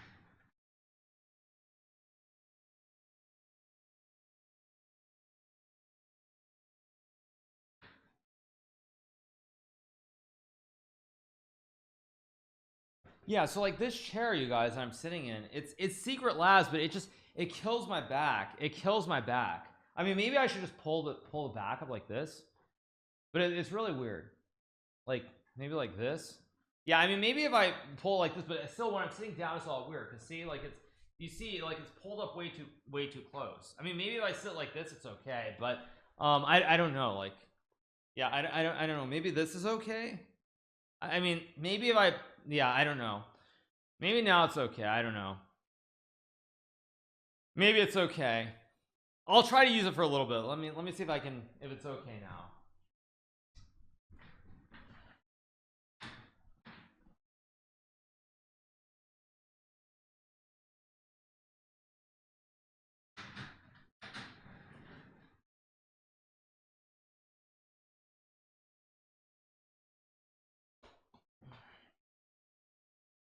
Sensitive back, I guess. Yeah, sensitive. I wish I had your chair. Yeah, it looks cool. It looks cool, but it's like I have to have it really pushed forward. If I have it pushed forward, it's kind of okay. Like now it's maybe okay. Maybe. Zero lower back support. Yeah. Yeah. Anyway, Nepo dissed from board. Okay, we're still waiting for a move. Nepo is not the, wait, did Nepo just get up? He did. Yeah. They sit great if you put your legs in your neck first. That's the feeling I get when I sit in a Secret Labs chair. I don't know what that means. I predict 20 minutes and they're gone again. Yeah, maybe it's okay. Maybe if I pull it really forward, it's okay. Maybe. But we'll see. Nepo left the board. He did leave the board. So once again, you guys, I have that chair and just bought a lumbar pillow. Oh, you mean you bought a pillow for your back? Okay, I'll go get a pillow for my couch. Give me 1 second. Let's see if that changes it.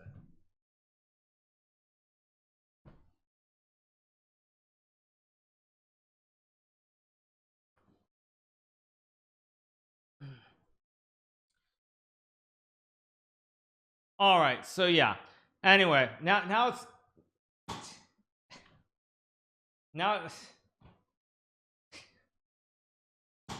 okay, there we go. All right. Me too, I use a pillow. Okay. All right. Anyway. Okay. Let's keep going before I lose my mind here. So where are we? So we're waiting for a move here. Bro can't even sit in a chair. Yeah. Exactly. The struggles, yeah. You shouldn't have to use a cushion. I agree. You shouldn't have to, but yeah. The pillow pushes you forward. Okay, whatever. 1 second. So stupid. Give me 1 second.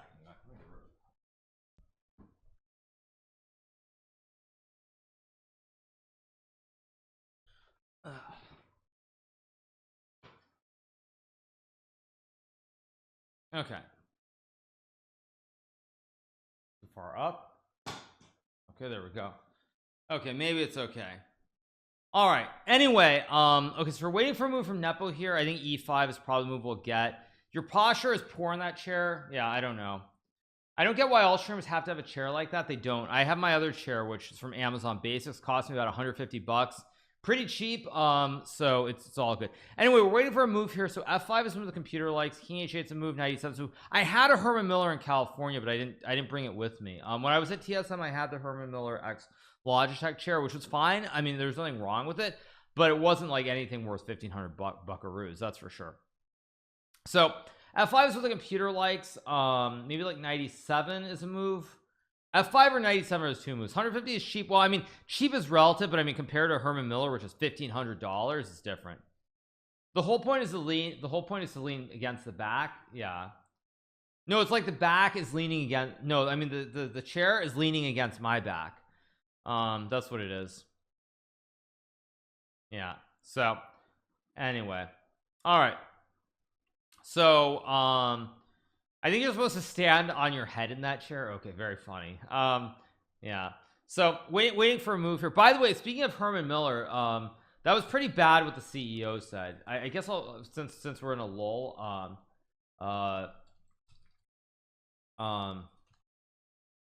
yeah. Yeah, the Herman Miller CEO had something questionable to say. Let me see if I can find it. Sparks backlash. Yeah, let me see if I can find it. Where is it? The CEO made $5 million. Yeah, let me see if I can find the tweet. There's this great tweet. So Let me pull up this tweet because we're in a bit of a lull, you guys, and you're gonna enjoy this. So let me stop the music and let's watch this 1 minute clip very briefly. Okay, let's pull this up. There's this clip from the CEO. Zoom call from a CEO who canceled all employee bonuses but took a 6.4 million bonus herself. Let's listen to this. Questions came through about how can we stay motivated if we're not going to get a bonus? What can we do? What can we do? Some of them were nice and some of them were not so nice. So I'm going to address this head on. The most important thing we can do right now is focus on the things that we can control. None of us could have predicted COVID. None of us could have predicted supply chain. None of us could have predicted bank failures. But what we can do is stay in front of our customers, provide the best customer service we can, get our orders out our door, treat each other well, be kind, be respectful, focus on the future because it will be bright. It's not good to be in a situation we're in today, but we're not going to be here forever. It is going to get better. So lead by example, treat people well, talk to them, be kind, and get after it. Don't ask about what are we going to do if we don't get a bonus. Get the damn $26 million. Spend your time and your effort thinking about the $26 million we need and not thinking about what you're going to do if we don't get a bonus. But meanwhile, of course, she also was collecting her bonuses while she's saying this. She's collecting her bonuses while she's like saying, stop complaining about the bonuses. Yeah, I mean, if she wasn't getting a bonus, that's completely fine. Except she's getting her bonus and no one else is. She's the CEO of Herman Miller. Yes. All right. Not thinking about what you're going to do if we don't get a bonus. All right. Can I get some commitment for that? I would appreciate that. I had an old boss who said to me one time, you can visit Pity City, but you can't live there. So people, leave Pity City. Let's get it done. Thank you. Have a great day. Yes, exactly, you guys. Leave Pity City. Let's get back to the game. Let's put the music back on as well. I'm gonna keep going. Yeah. Meanwhile, she's collecting her $6.4 million along the way. And she's the CEO of Herman Miller, which makes the chairs. So yeah, have a great day. Just leave Pity City. Leave Pity City with 6.4 million. Yeah. How do people become so successful? LOL. Yeah, tell me about it. Yeah, I'll translate. Shut up and work, you ungrateful dogs. True. All right, waiting for a move from Nepo. By the way, Nepo's been using a lot of time. He's been thinking for almost 20 minutes here. Almost 20 minutes. He's been thinking for quite a long time. So, all right, we're waiting for a move here. There's like H3, or sorry, not H, sorry. There's F5 and then H3, which is what Nepo's looking at. Maybe he's looking at King H8 here. I feel like Nepo's doing completely fine. I mean, F5, he's making sure this isn't, there aren't any tricks like Knight H5 and like G4 or something, for example, or like, I don't know, something like, just to illustrate something like maybe a sacrifice, something like this, maybe. That's what he's looking for. That's what he's trying to make sure is there's something. Pite site baby. Yes, pite site, exactly. Some of you may die, and that's a sacrifice I'm willing to make. Yep. I just joined. What do you think of the stream? I think when I look at the position, Nepo, if he finds a couple of pretty, I would frankly say standard moves like F5 or King H8 should be completely fine here. I don't really see why he should be worried. But it's kind of odd that he's using so much time. It is kind of odd.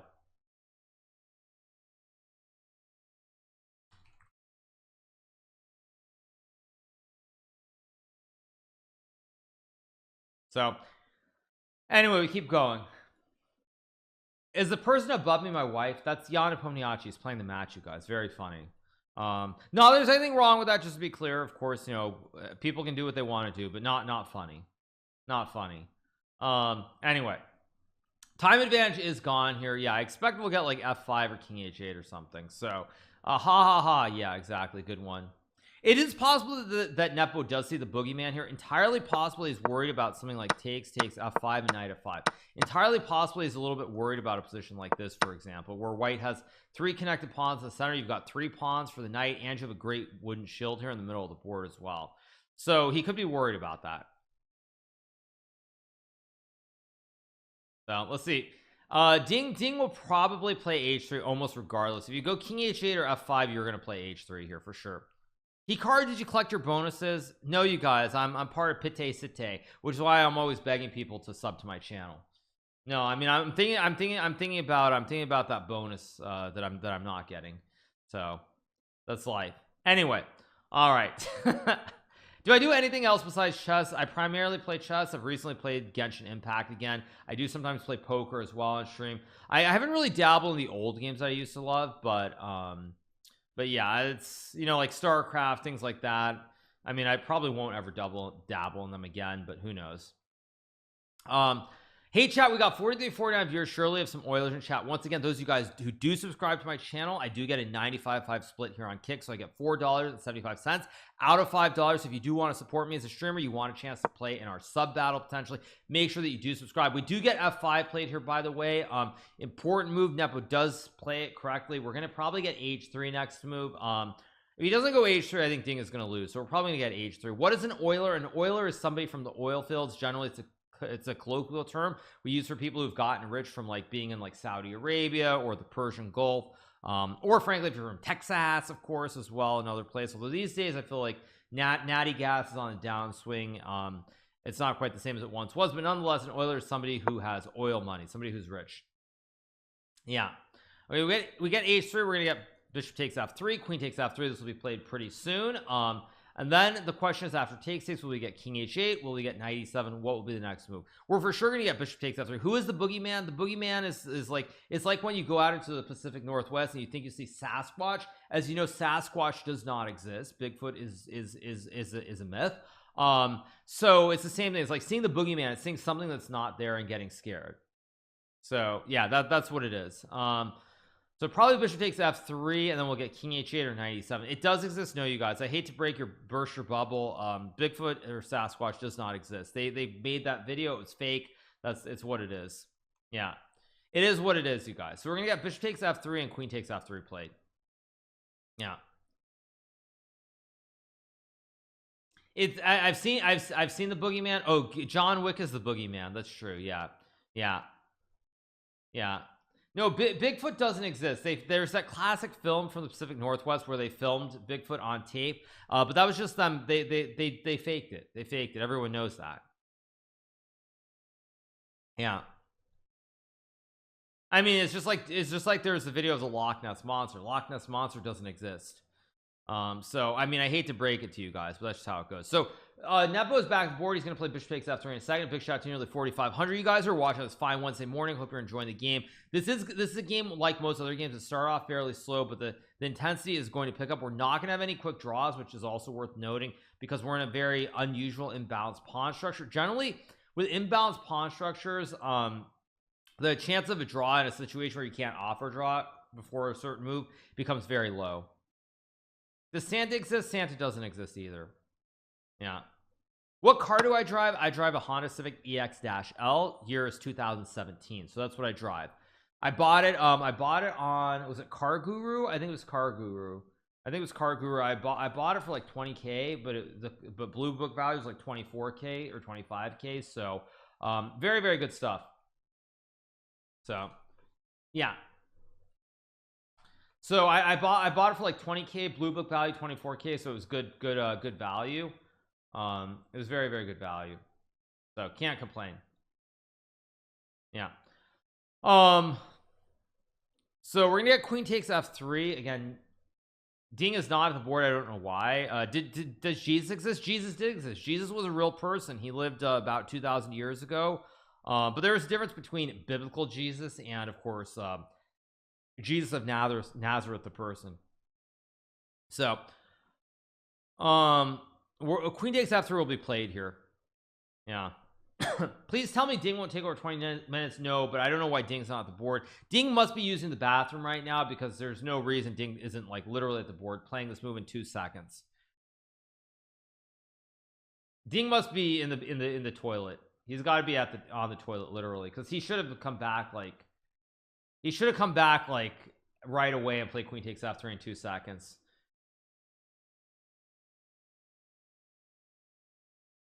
He's in the toilet.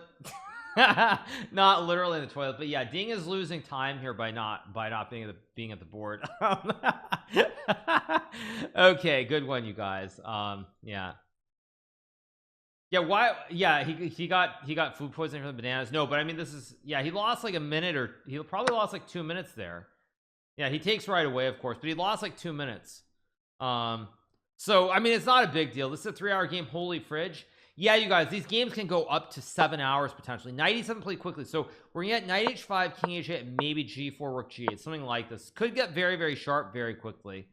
In fact, I think this will get sharp very quickly. Will your next card be electric? Probably it will be. I'm basically waiting for all the other companies to outpace Tesla, and I'm sure they will within the next decade. And yeah, my next car will be electric. My current car only has like 33k miles on it, so there's no reason to buy a new car. I'm gonna get a Bugatti. Yes, you guys, I would never get a Bugatti. If I really wanted to waste money on a car, I would buy a Porsche. I'd buy a Carrera. That's what I would buy. I think it's called a Carrera these days, right? The 911 is the Carrera. So I would, if I really wanted to waste money, I'd buy the Carrera. That's what I'd buy. Why not Tesla? Because frankly, I think the cars are terrible. Like nothing about them is great, if I'm being honest. Like having been in a Tesla recently, seeing that, you know, the mileage is completely off by a good 30 to 40 miles when you're driving, like knowing myself, knowing how I function when my phone battery gets low and it's off, like thinking about a car where there are serious ramifications if like I run out of gas, like or run out of energy and the power, I would lose my mind. So no, I mean, I would not. Yeah, I said this before. Like I was in the desert with my brother in California maybe like 6 months ago, and they said the range was like 150 miles, and it was down to like, and 150 miles in reality was like 100 miles or less. So I mean, come on, like be serious. 911 is 911. Yeah, if I really want to, I'd buy some kind of Porsche. But is the person sitting beside you in your room or camera? No one is sitting beside me, you guys. I have 2 chairs here. One of my other chairs by my printer. What are you talking about? Stop being weird. Okay, we have this position. King h8, probably king h1, rook g8. I mean, buying an Audi is no different than when I owned a BMW. I owned a BMW Series 3 a couple of years back, and same thing. Audi, Mercedes, BMW, they're all kind of the same. No real point. Yeah. Why do I have a printer? Because sometimes you need to print out things. I know, in this day and age, who has a printer anymore? You could just go to like FedEx or Kinko's or Office Depot. But yeah. So let's see what we have here. Is Magus in my room? Yes, you guys, Magus is in my room. Totally. Oh, this is not Drosh at all. This game's gonna keep going. What do you waste your money on? I don't waste my money on anything, actually. I just don't waste my money. I just invest it. So yeah. Anyway, did I hear the Bed Bath & Beyond filed for bankruptcy? I did hear that, actually. But okay, big deal. Computer says zeros, but the game is going to go. Oh, whoa. G4 played fast by Ding. Okay, Ding is going all in here. The Ding machine is going all in here. Now, computer likes knight h6 after takes with knight h4, rook g8. If white goes queen e3 here, you can also just take and play rook g8. Let's see if this happens here. Very committal move from Ding. He's going all in. Then why do you gain money if you won't use it? Of course I'll use it once I retire. Yeah, waste money. Dude is a walking Costco commercial. Yeah, Costco is very cheap if you can buy stuff in bulk. Okay, let's see. Will we get knight g6? Will we get rook g8? One of these 2 moves will be played here. It's just a question of which one. Hikaru, you're a cheapskate. Be real. Not exactly, but why do you waste money? I mean, the reason America, so many people in America struggle is because they don't know how to save money, and we're told to just spend all our money. Why do you think people are having to work until they're 80 years old, 75, 80 years old? It's because we tell everyone to spend their money and waste their money on stuff that doesn't matter. Did I see Bota's appearance on the late week tonight? Yeah, they showed a clip of her talking about how great Luna and Terra were, right? Like days before they collapsed. Yeah. Anyway, so also, by the way, why aren't all you guys complaining about Warren Buffett, who drives a Lexus when he's worth like 75 billion bucks or whatever he's worth? Okay, let's see what we get here. Let's see. There's king h1 or queen e3. Yeah, Botez fans think that's a good appearance. I mean, she's literally promoting what turned into be like a complete scam. I don't know why that's a good appearance for anybody. That's terrible.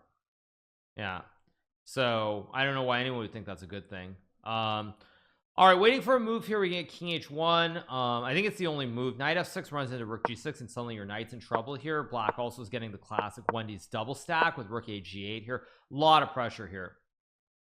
No, Levy promoted crypto.com, I think it was, or cryptocurrency.com. It was like crypto.com is what he was promoting. I mean, I will say I've never really actively promoted crypto. Obviously Tezos is a partner with Misfits Gaming, but that's more blockchain. And yes, you obviously, I know people are saying, well, but there's obviously a cryptocurrency attached to it, and there is, because there has to be.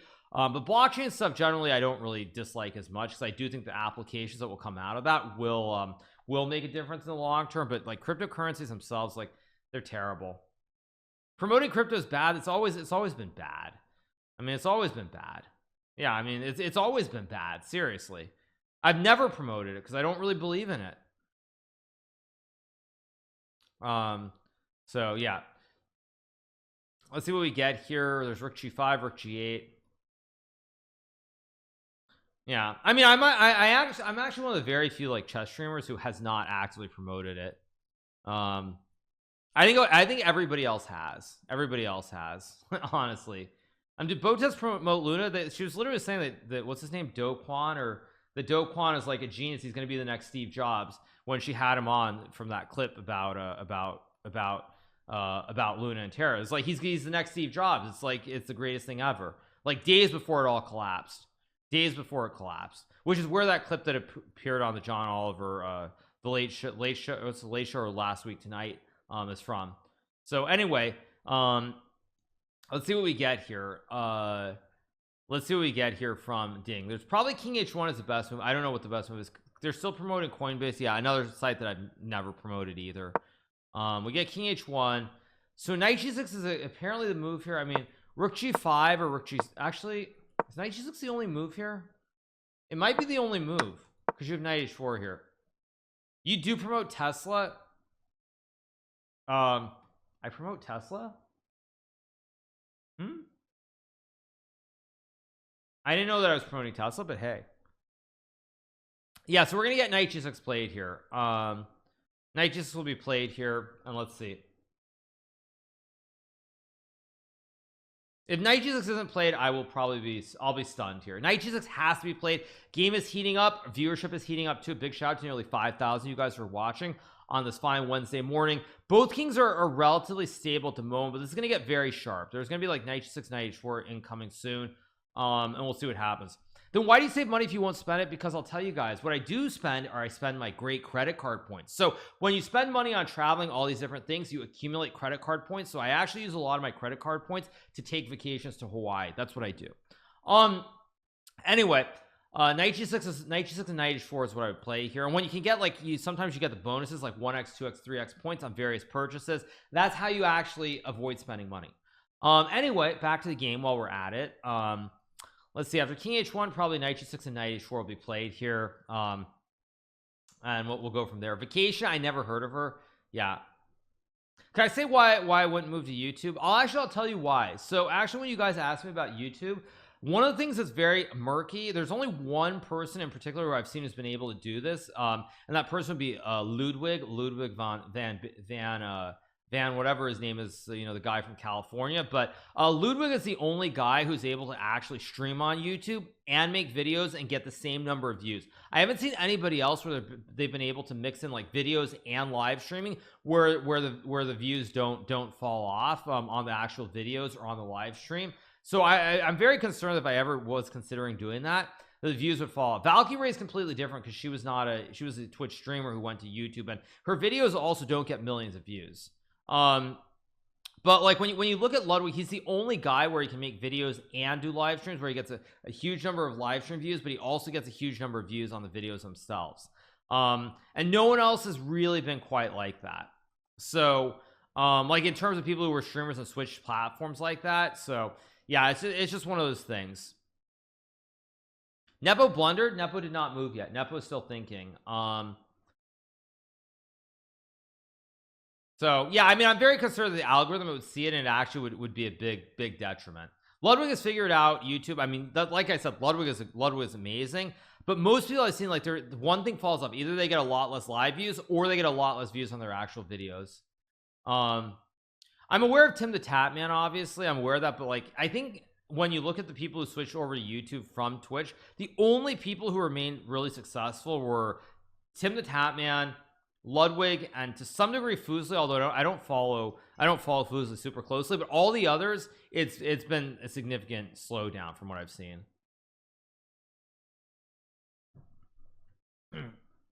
I won't mention Doc. I'm actually not familiar with Doc Disrespect. He got banned. He didn't get an offer from YouTube. A little bit different. He got banned for God knows what reason. Only Slasher knows. Actually, Slasher and God are the only two people who know why Dr. Disrespect got banned. So let's see what we have after King H1. I don't know Kai Cenat. No, I assume we'll get Knight G6 here. Yeah, only Slasher and God know. Nobody else knows. Knight G6 is what I expect after takes versus Knight H4 here, hitting the pawn, hitting the queen moves. Then you can go Rook G2, classic kebab on the 7th with a double stack incoming, and black is winning. Yeah, we'll see what happens. Let's see. Let's see what we get here. Waiting for the move from Nepo. Knight G6 seems like the move here, but he's still thinking. Let me zoom in on the camera. Let me look at Nepo's face. He's getting ready to move. He just reached up like he was about to move. He's getting ready to move. He's feeling pretty confident in his analysis here, but he's not sure what's going on. Like, his face is very serious, but he did the not so clear, so it's like, okay, it's probably good, but not clear. But he does play Knight G6 as expected. He reaches, he plays it. Yeah, so he does play it. So it's like when I'm looking at the cams, I'm looking at Nepo's face. It's like, it looks okay. Not clear what the exact valuation is, but I'm not worried yet. Rook G1 only move apparently. And can we get a draw here? There's a forker with Knight H4. Don't tell me we have a draw. Oh no, we better not get a repetition here. No, this can't be happening, right? Oh, we better not be getting a draw.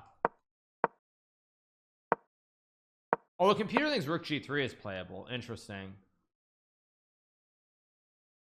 Oh, I'm gonna be really upset if we get a draw here. I'm gonna be pretty upset, actually. We better not. Ding better not make a draw. Problem is, I don't know what else he does though, because what else do you do here? Knight H4 is a massive problem to deal with. I mean, I think here at this point you probably got to go for it. I don't know. Will I scream?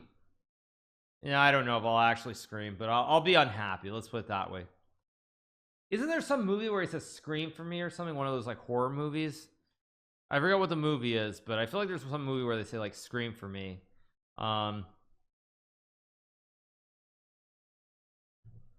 Yeah, like Rook G1, Bishop H2. Maybe takes is no good either, because takes there's probably Knight H4 at the end of this line, right?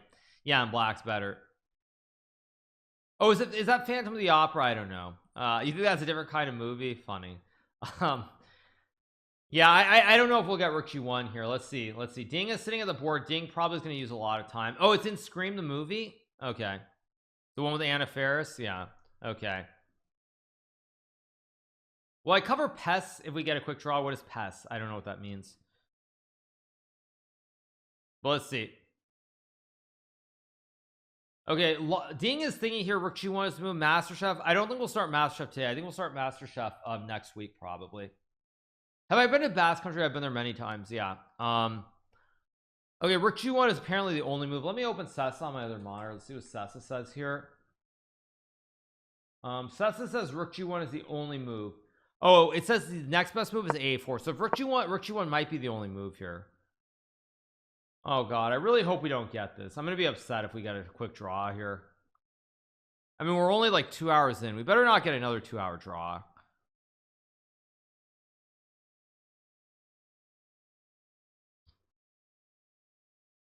Ding might blunder if he sees Rook G1 leads to a draw, possibly. Do you end up deciding to stream this one, or was tomorrow the one you were going to skip? I'm probably going to skip tomorrow, simply because, frankly, I mean, I'm a little bit tired. Waking up at 5 a.m. is catching up with me. I will say this, though. I do think that if we do get to a tiebreaker, I will cover that for sure. If we get to a tiebreaker, but if Rook G1 is the only move, we get Bishop H2 and we get like some repetition, I will be pretty bummed. I'm not gonna lie. Yeah, I'll be pretty bummed. I'm not sure I'll do a recap today if we get a quick draw. No shot it's going to a tiebreaker. Hard to know. Yeah, hard to know, but we'll see. Yeah, apparently Seth says rook g1 bishop h2 takes and rook g1 is playable. Yeah, I mean, we're gonna have a situation. I'll tell you what situation we're gonna end up in. We're gonna end up in the situation if rook g1 is played, where basically after bishop to h2, Ding is gonna have to decide, is this a day that it's like, I'm gonna be a hero, or I'm gonna try to be a hero and risk being a 0, or am I gonna try to delay it, hope that I can survive the next game and make it to the final game with the white pieces? That's the big question. Big moment here. We'll see. Welcome back, everyone. It was a ding draw. Goodbye, everyone. Yeah. Yeah, I mean, I don't know if I want to be selective here about this. So yeah,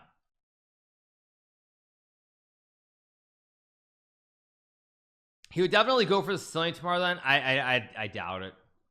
I doubt it. Today, what I would say, the plan is if the game ends quickly, we will if this game ends quickly, we'll probably stop the stream and come back in a few hours and play Arena Kings. That will be the plan, but we'll see.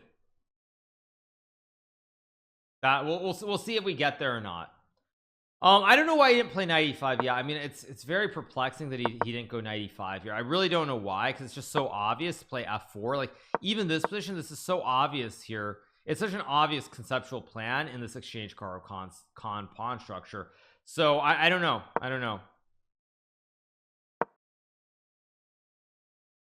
Arena Kings will be streaming here on Twitch, or not Twitch, sorry, on Kick. And the reason for streaming on Kick is because the subs are gifted to me on Kick, and on Kick you get 95.5 sub splits. So when you guys do sub to me on Kick, instead of getting $2.50 out of the $5 like I would on Twitch, I get $4.75. So when I win Arena Kings and I get gifted 75 subs, that is worth like twice as much money on Twitch or on Kick than it is on Twitch. It's like twice as much money. So that's why, yeah, Arena Kings will always be on Kick from now on, because 95.5 split. Why would I want to get half the money if I play the event on Twitch? It's just completely illogical. We streamed on Twitch yesterday. Tuesdays we're streaming on Twitch, and on Kick we stream most other days. Yeah, we need Kick Prime. Yeah, why do they pay subs? It's a way of trying to bring the community together, which is why they do it. Yeah. How do you feel that you showed so many people what chess is, including myself? I mean, it's great. I'm happy. I'm very happy of everything that I've done to build up chess. That's all it needs to be said. Just very happy. So many people like chess. And don't worry, you guys, I'm happy that the chess is what it is, but I also don't need to go out of my way to say like I'm responsible for everything that's happened, or I am the boom, or anything like that. So all right, waiting for the move here from Ding. Rook g1 apparently the only move here. I'm not sure what other moves there are. I quit Title Tuesday. I did. Fix your camera. No, the camera's good. Camera is good. No, camera is quite good. No, Rook g1 or gf5 are the only two moves that I see here. I don't think there's anything else. Yeah, I don't see anything else that can be played. Camera is great.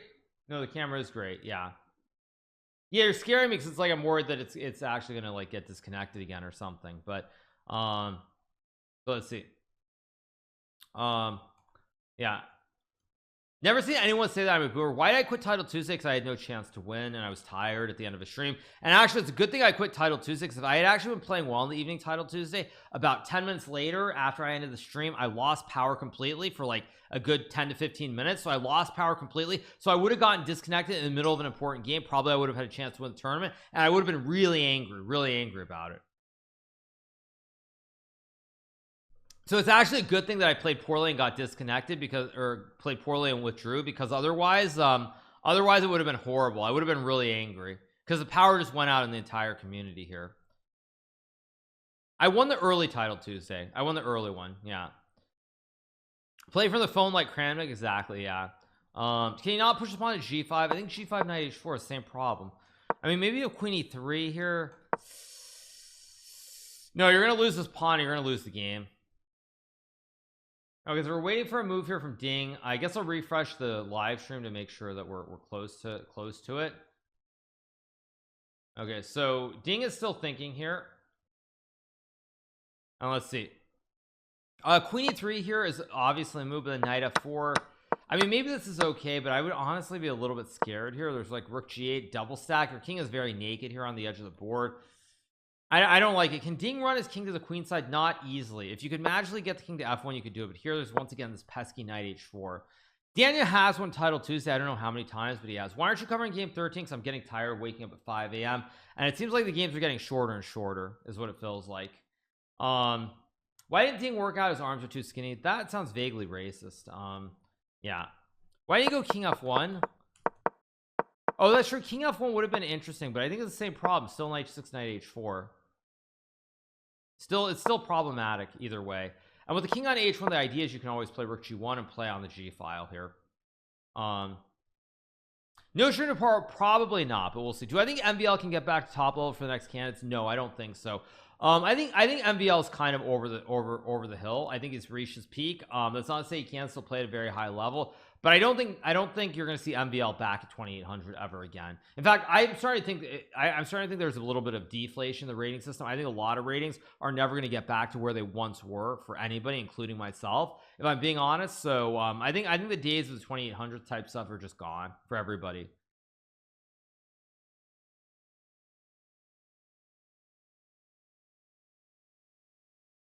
MVL is outdated. No, he's not outdated.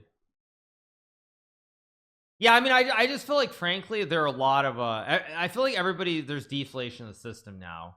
I really think there is. How did dilation, you mean like deflation?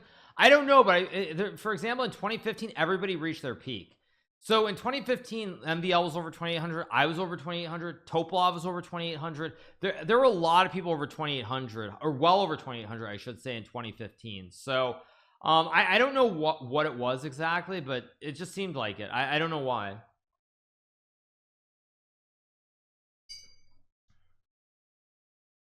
Yeah, like right now there are only two people over 2800. I believe Nepo.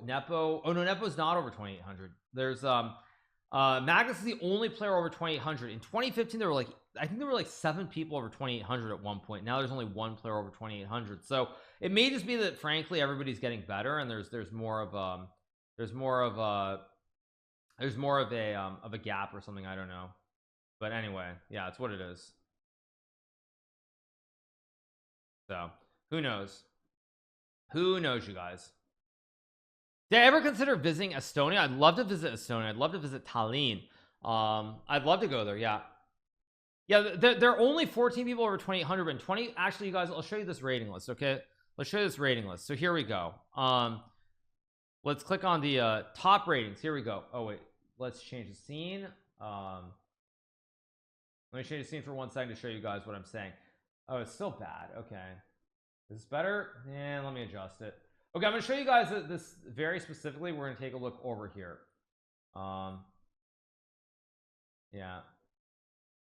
Okay, so very specifically, actually I can cut off a little bit. Let's cut the edge off and pull this over, and pull this over too. There you go.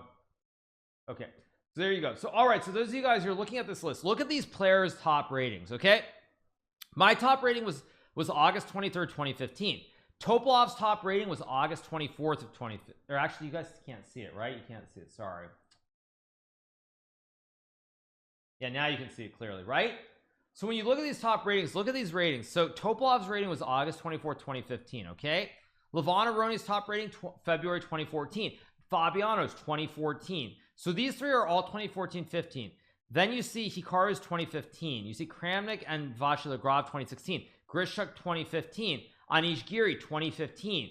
So a lot of 2014, 2015, 2016 in this like 2 to 3 year range, everybody's ratings got really high, and now nobody's even remotely close when you look at the ratings. So why is that? I don't know why that is, but it is what it is. All right, back to the game. Let's change the scene. And here we go. There we go. All right, so let's change the scene, of course. Here we go. And let's watch the game. Waiting for a move. Rook G1 still playable. Did I win Title Tuesday? I won the morning Title Tuesday. Do I think the US will hyperinflate their way out of debts, especially considering that the reserve currency stat seems to be dwindling? Either that or World War seems to be the only option. I think you're overdoing it. Oh, blunder. Bishop C2 is not the best move. Blunder. blunder, alert, alert, alert. This is a blunder. I don't know why, but it's a blunder.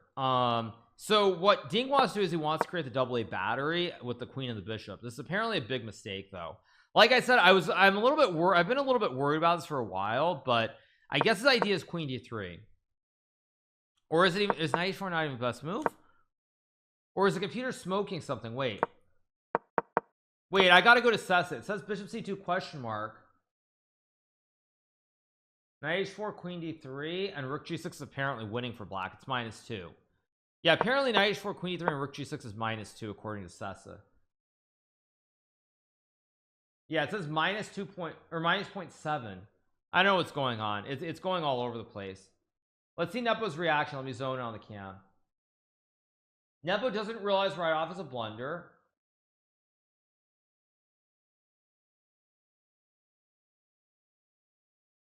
I'm looking at his expression. I'm trying to see if he's no direct expression from Nepo.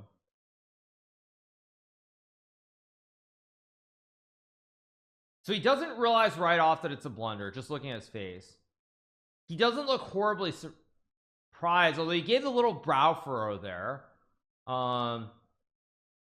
Nepo is like mildly surprised, but it's not like surprised where he knows it's a blunder, just looking at his face. Yeah, just looking at his face, like, okay, it's a little bit odd, but it's not like obvious. If it was obvious, that would be like, he'd be do this, be like, he would give some look like what I just showed you guys, but he hasn't had the brow furrow. He hasn't like his eyes haven't been popping out of his head. So he's a little surprised, but it's not like he doesn't know it's a blunder. Oh, I missed it. Did he actually do it? Oh, did he actually do what I said? Did he do that? Did I miss it? Maybe I missed it. Okay, now he does the classic okay look, which is still normal. Did he do the whole, like, did he do that? Did he do that with the brow furrow or not? I think he thinks it's a sliding axe. He did. Okay, I missed it clearly. Yeah.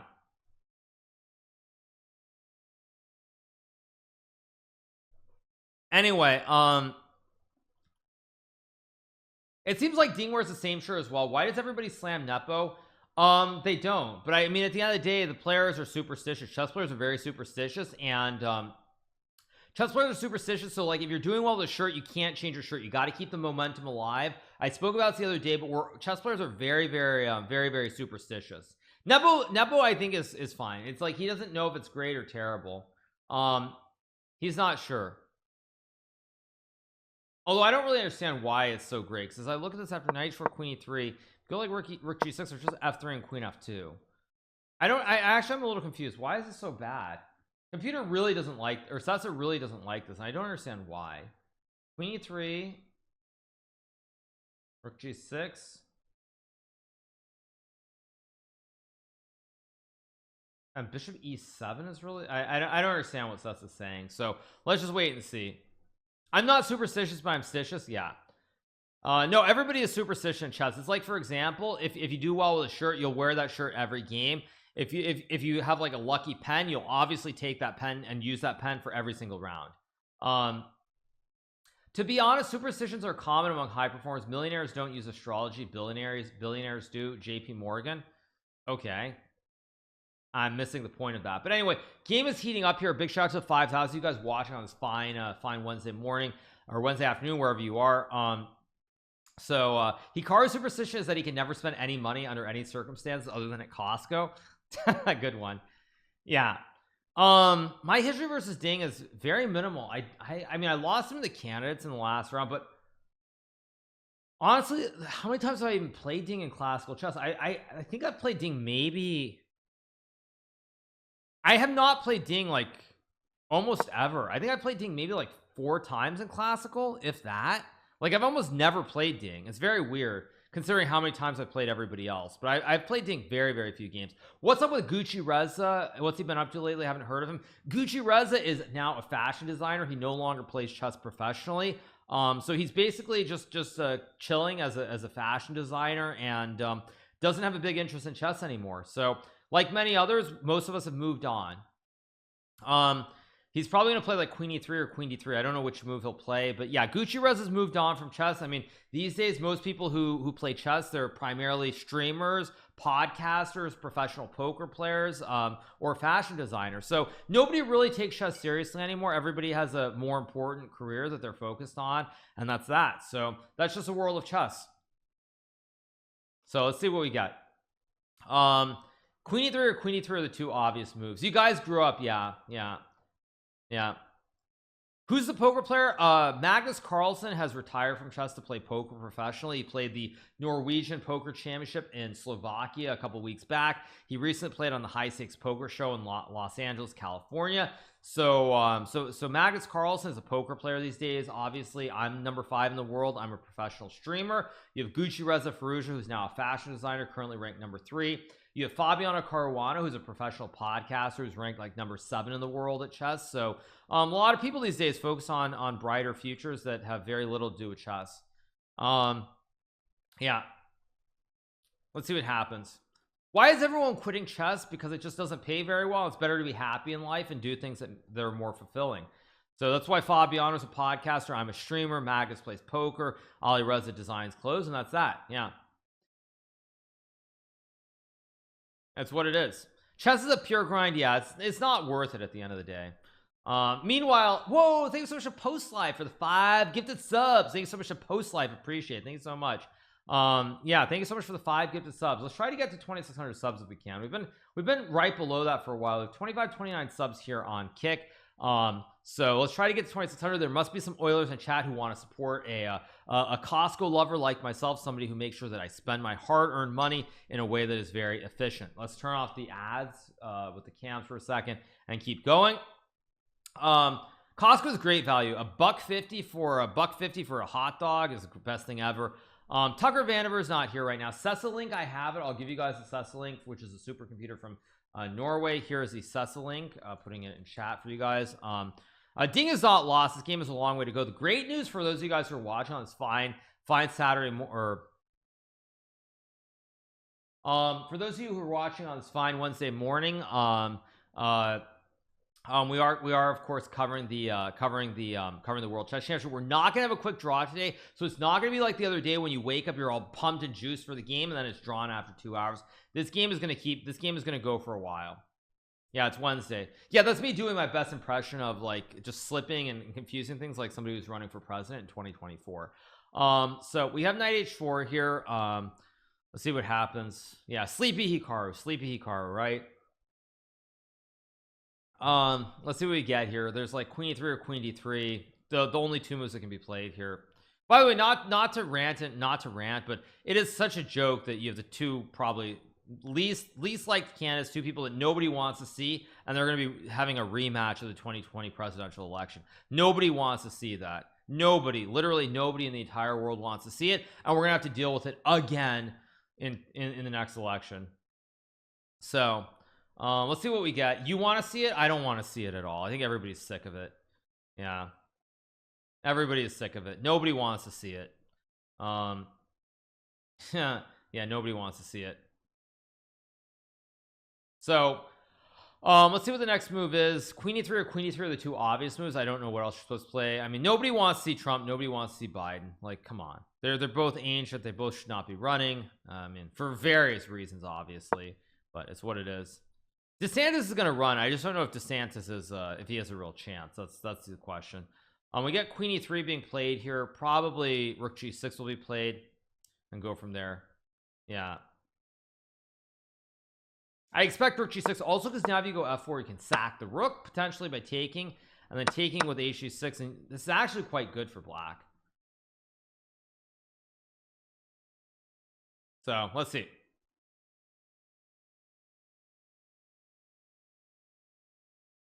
As a European, I swear to God, if you elect Trump another time, I mean, Trump will lose to Biden. I mean, that goes without saying, but it's not really about Trump or Biden. It's about like, why do we have 2 people who are like, I mean, Biden's what, 80? Trump is like 78 or something, and 78, 77, 78. Like, I mean, come on, like people at 80 years old being president. I mean, be serious. Be serious. Be serious. I mean, be serious.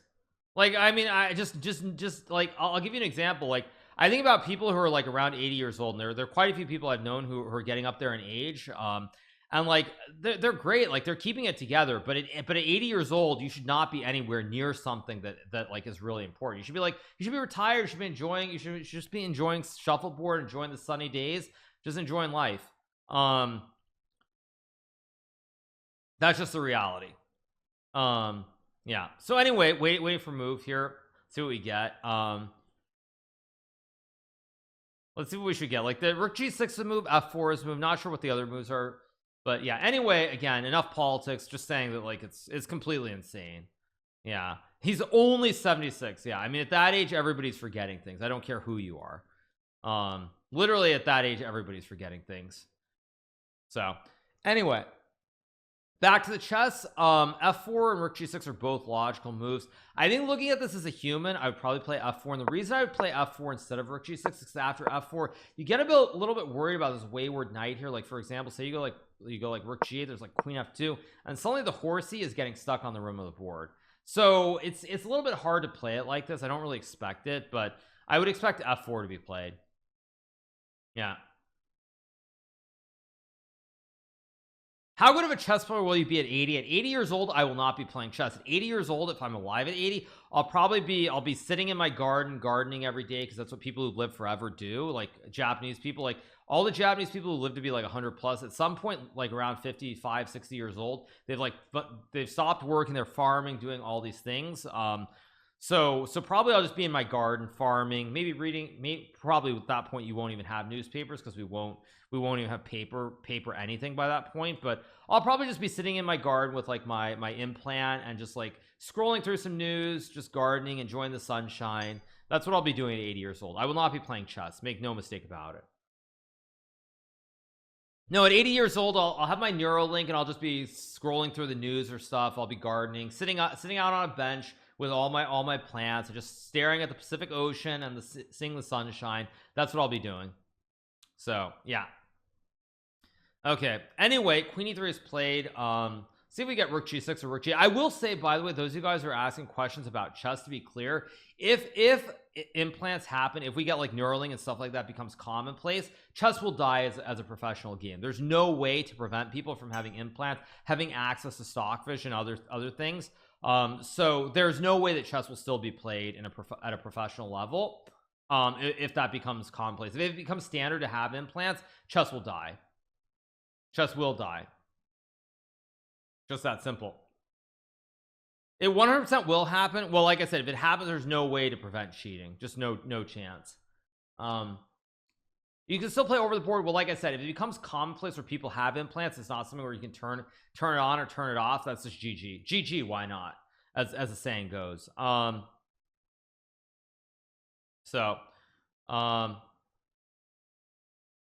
Okay, so we're waiting for a move here from Nepo. I mean, rook g6 the move, maybe fg4. I mean, or f4. Fg4 might actually lose to queen h6, or it doesn't lose, but probably won't be played. I expect rook g6 or f4 to be played. I don't know which one. That's why Alireza switched to fashion. Smart. I agree. Just make sure the terms are in place without internet access. That's not realistic, you guys. As I think everybody knows, like, you can't block signals. Like, you can't block like signals for like 4G 5G unless you're like literally the FBI or you're at the White House. You can't block signals. It's just it's a federal crime. You can't do it. So turn on the cams. Sure, the cams are back now, so let's change the scene. There we go. There we go. No, it's actually illegal to do that. Like, you can't signal block. That's just illegal. Unless you're like the FBI or you're at the White House, you can't do that. So let's make a tournament with the FBI. Yeah, hold the tournament at the FBI every tournament held at the FBI headquarters. That sounds like a great idea. Said nobody ever. All right. Yeah.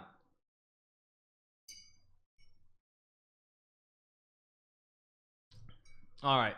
Okay, are they showing cam still or not? No, they turned off the cam, so let's keep watching. Or now they put them back on. They're really trolling me today. I like where they're at. So anyway, you guys, we are of course covering the World Chess Championship here. Big shout out to 5,000 you guys who are watching on the on this fine Wednesday morning. We're covering game number 12 of the World Championship, second to last game where Ding Liren has the white pieces. As you guys know, in at high level chess, when you have the white pieces, that's when you want to try to beat your opponent. Generally, it's considered a little bit of an advantage. So Ding has white this game and white in game number 14. If he doesn't win this game, it's going to be very difficult, I think, to come back. He's going to have to hold in game number 13, a must draw situation where if he loses, the match is over. Going to be very difficult in my opinion. Refresh the board. Okay, did we get a move? Oh, we got rook g6 played by Nepo. Good move.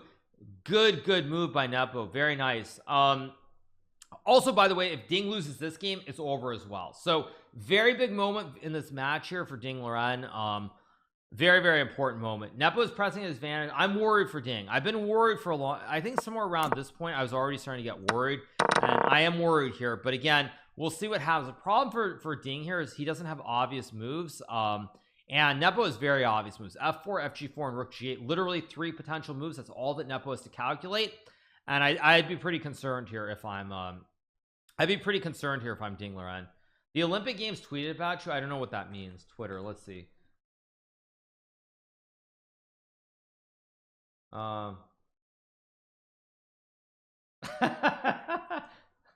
Okay. That's funny actually. Okay, that's funny. Anyway, let's see what we get here. Waiting for a move. F4 rook g8 are moves. Hikaru, would you destroy Hassan in debate? If I did a little bit of research, yes. But if I try to debate him just right off, I'm not sure. Not sure right off. So anyway, but again, what's the point? What's the point of doing a debate? Also depends what the topic is as well. It depends what the topic is. The weird thing with Hassan, though, I will say, is like oftentimes when I pull up his stream, he very rarely actually gets very rarely gets deep into the weeds in a topic.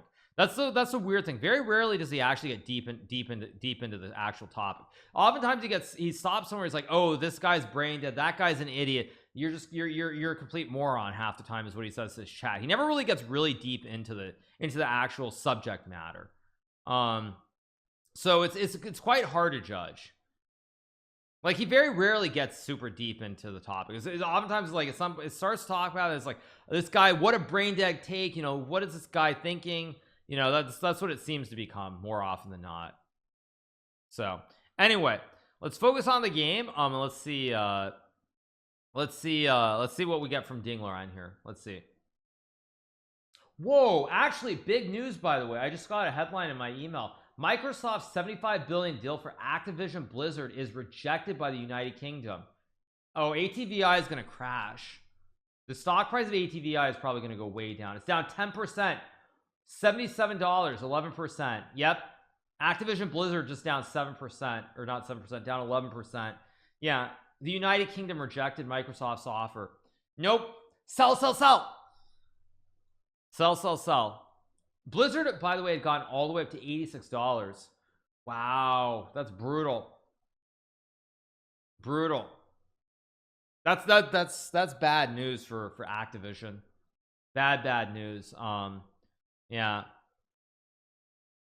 If someone says the sky is purple in bad faith, that's not a discussion that you should engage in. Okay. Yeah.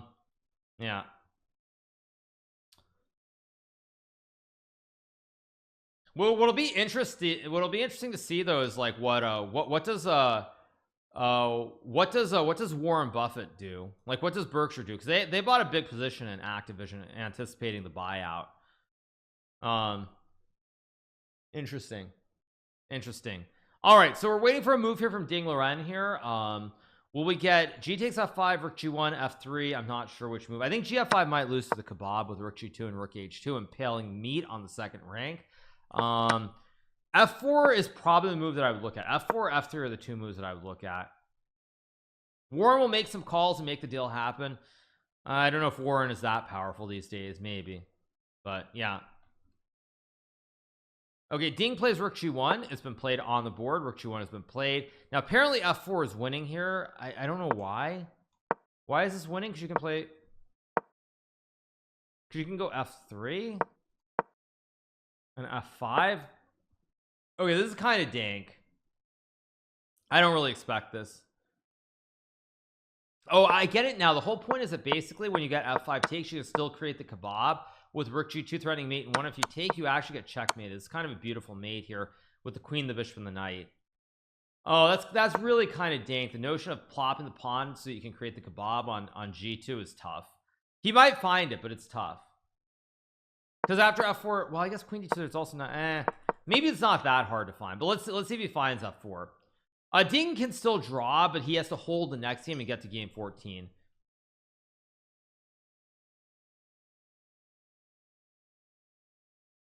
So let's see.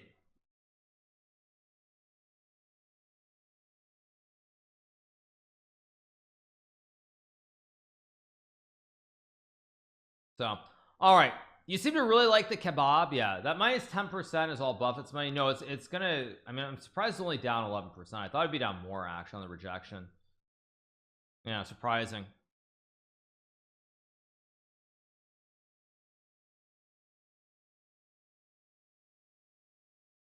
Ding is crumbling. I mean, it's not crumbling. We still have a long way to go. Like f4, f3 are both playable.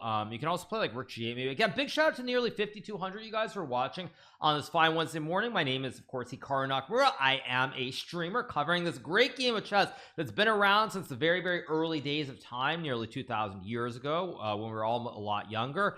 So I hope you guys are enjoying the chess coverage. We're covering the World Chess Championship. It's a match that's been, there's been this title that's been around for about 100 like 100 like 30ish years officially. I think Paul Morphy was unofficially the world champion in like the 1850s. First world championship match I believe was 1886 or was it 87? I don't remember. It's been a long time. But yeah, the first world championship happened about like 130ish years ago. Laugh out loud. No chess. Wait, how I thought chess had been around since right around the time of Jesus Cristo. Oh no, it's actually only 1500 years. Oh, it's only 1500 years old. It's not 2000. Oh, they trade. It's Chatter. How old is Chaturanga?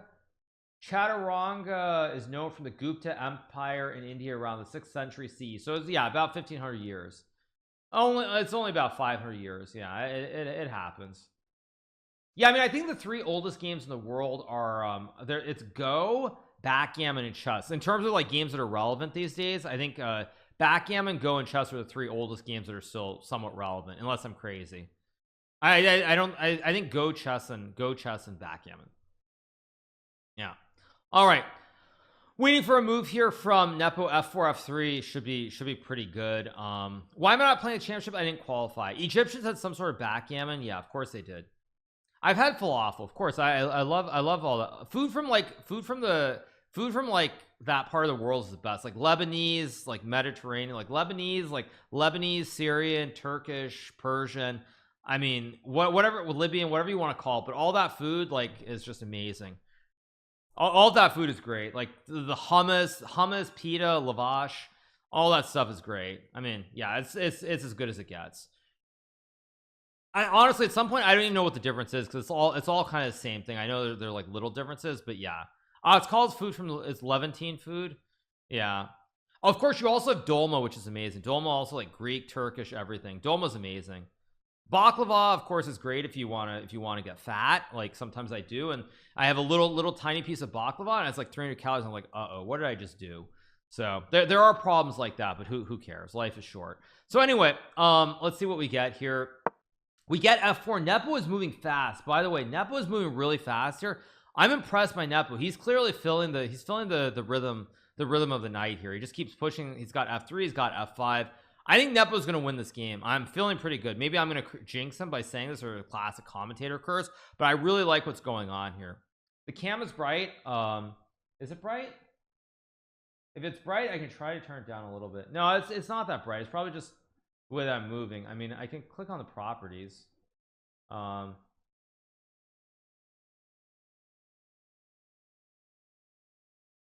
don't know. Is that better? Yeah, that doesn't look great, does it? Maybe that's better. Okay. Is that better? Maybe that's better. I don't know. Is that better, or is that actually looks better to me, but maybe I'm wrong. It was fine before, but maybe it's a little bit too bright. Change it back to the original. It was good, now it's bad. Okay, back to the original. Okay. Yeah, okay. There we go. Okay, Nepo confidence at an all-time high. It is, yeah.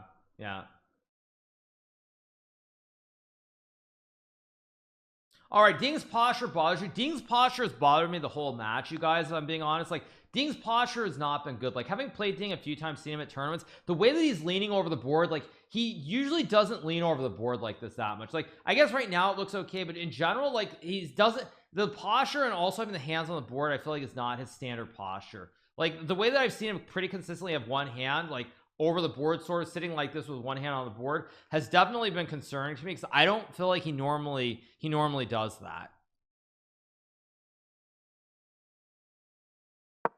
We get queen d3 played quickly. Okay, now queen d3, now f3 and f5, and then rook g2 is just crushing here, right? Yeah. No, I think the cam is fine. I'll ask some mods, but I think it's fine.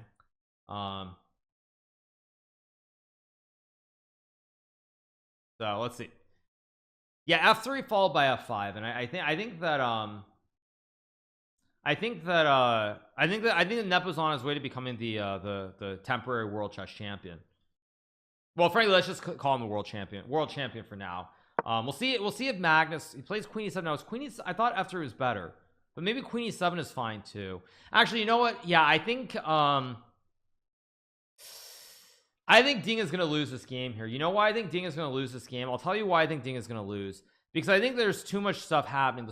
Everything is massing towards the king side. There's even something dirty, like there's something even dirty like this, maybe, where you get like something like f3 and you go for the mate on h2. This is getting very dirty, and I think Nepo's going to win because it's too easy. He just brings the rook to queen over. He looks for something on the king side. There's nothing happening over here. It's too easy for Nepo to play now. Nepo on his way to becoming the best of the rest. Yeah, I think he is. I think he is very close to winning here. I think Nepo is very likely going to win this game. If Nepo wins, it's not over, but considering Nepo is white in game 13 tomorrow, I don't see any way that Ding wins the game. Yeah, I mean, basically what's probably going to happen is that if Nepo wins this game, Ding has to go all in tomorrow, probably loses with the black pieces, and then that basically means that I become number 4 ranked chess player in the world. So that's just how it goes. Yeah, I think Nepo's going to win this game. I'm feeling pretty good. Yeah, I mean, that's what happens. So obviously I'm rooting for Nepo to win the next 2 games, of course. Yeah, but we'll see.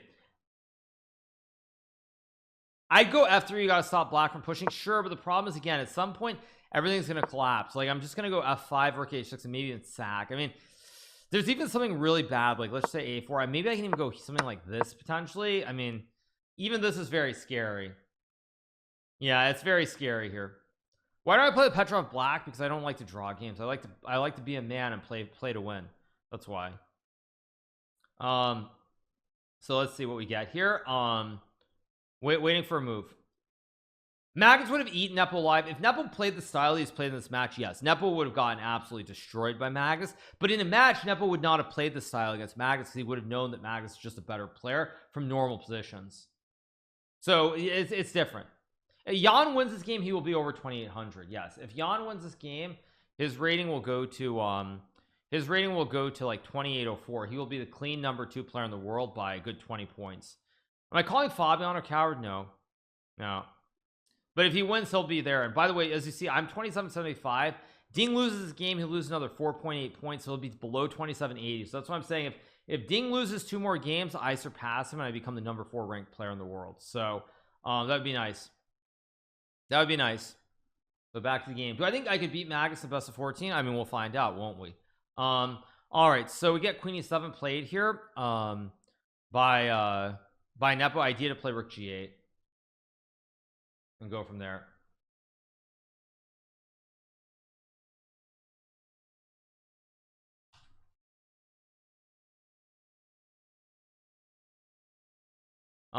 Okay, So let's see what are we gonna get here from Ding. Okay, let's see what Ding is gonna play here. Let's see what Ding is gonna do. Okay, there's some moves. Okay, you can play rook e1, maybe c4 here. Just keep going. Let's see what happens. What does Kasparov do nowadays? Kasparov is he is a professional politician, or attempting to be a professional politician, maybe aspiring politician is the best way of putting it. Trying to do something in politics. Yeah, by the way, I think Nepo very clearly is going to win this game. I don't think there's any doubt. There's very little doubt in my mind here. I think that yeah, Ding plays rook e1. We're gonna get like rook g8 or queen g5, one of these two moves. On the bright side, if Nepo plays one wrong move here, however, Nepo could also lose this game very easily. So it is heating up here. It's definitely heating up. It's definitely heating up. Is Rapport the most exciting contemporary player to you? No, actually, if you ask me who's the most exciting contemporary player, I would say the most exciting contemporary player that I'm a fan of is Norbek Abdustorov. He's a very, very strong junior player from, I believe he's from which stand? I don't remember which stand, if it's Kazakhstan or Uzbekistan, but he's from one of the stands. Very, very strong player. He's definitely, in my opinion, the most exciting player right now by far. Yeah, I always get them confused, and I just don't want to say, because then people are like, oh, you're insulting him. But yeah, Norbek, I would say out of all the players, Norbek is the most exciting player. I love watching his games. So yeah, I mean, it's very easy for black to find moves. There's like queen g5, rook g8, f5. That's all you're looking at, it or f3. You're looking at f3, f5, queen g5, rook g8. Those are the only moves you're looking at here. So yeah.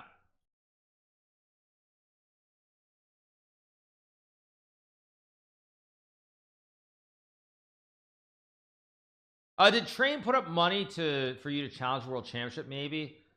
Okay, cool. Don't know what you mean by that, but cool. It's lost in computer play. In human play, there's still a long way to go. In computer play, this would be lost, but in a human game, it's no guarantee.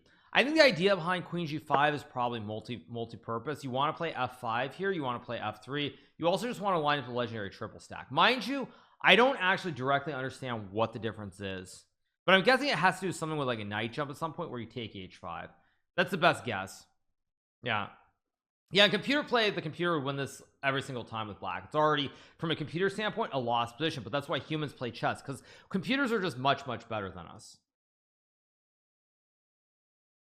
Yeah, queen g5 and rook g8 are the best. How much money does a player earn when they win this tournament is enough for them? They earn a lot of money. World championships, Jan Nepomniachtchi will earn $1.2 million if he wins. Ding Liren will earn $800,000 if he wins. Obviously, that's pre-tax, of course. So for Nepo, it would be probably, I don't know if it's still a flat tax in the same way in Russia, but he'd probably get about $900,000 is my guess, something like that. Whereas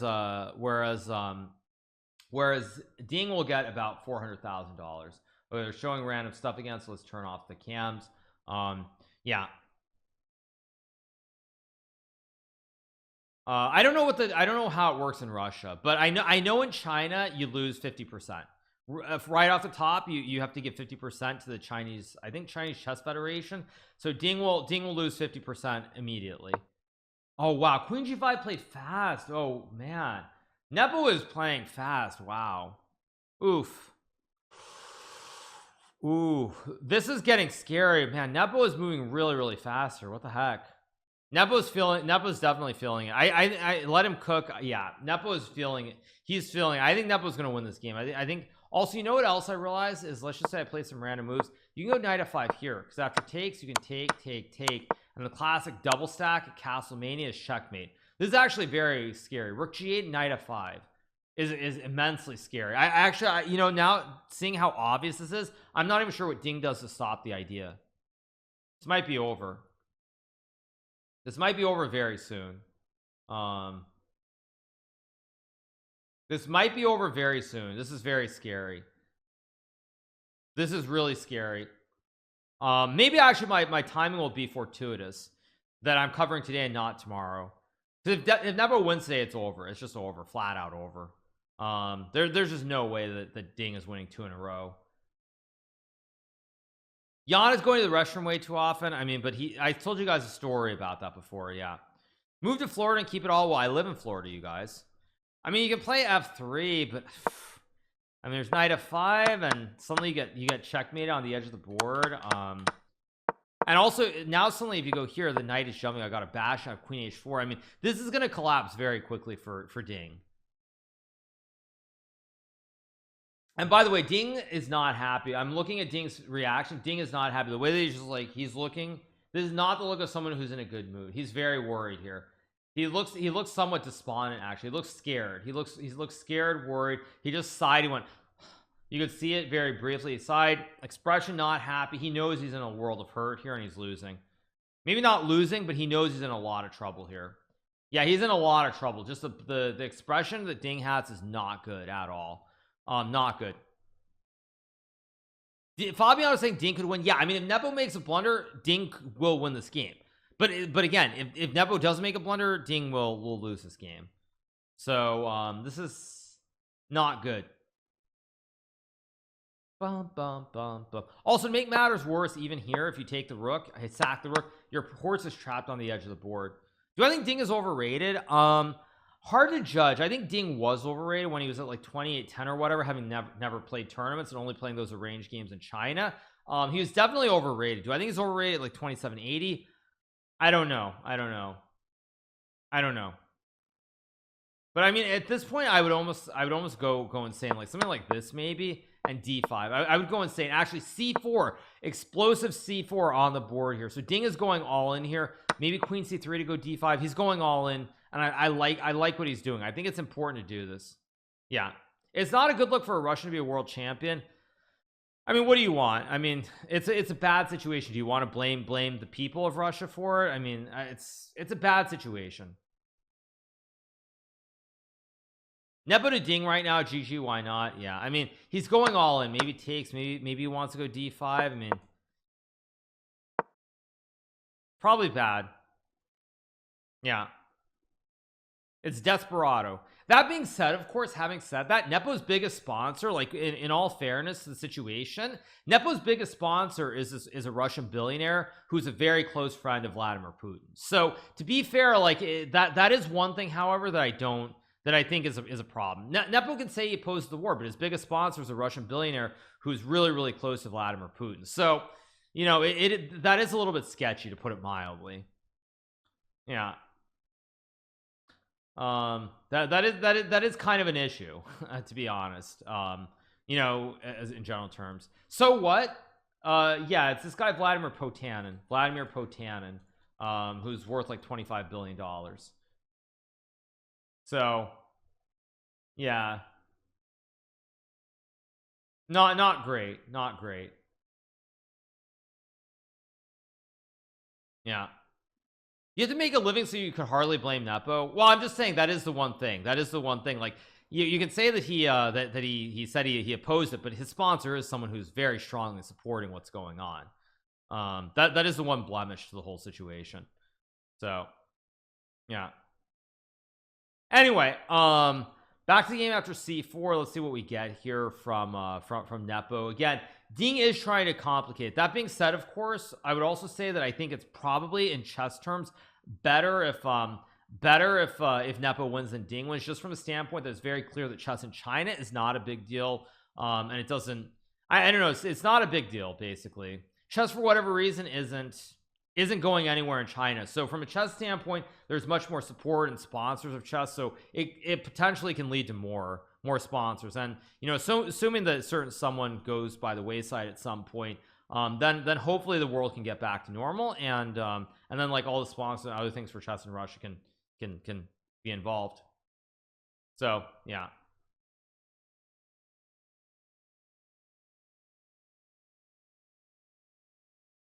Do I think the game would end before increment? I don't think this game is going to go 60 minutes. I don't think this game is going to go, or 60 minutes, sorry, 60 moves. I don't think it's going to be a 6-hour game. But I will say this, if we get into a scramble here, the funny thing is in a scramble, I think Ding's chance to become much better, because Ding doesn't have many options here. Ding is kind of going the whole desperado method. So we'll see.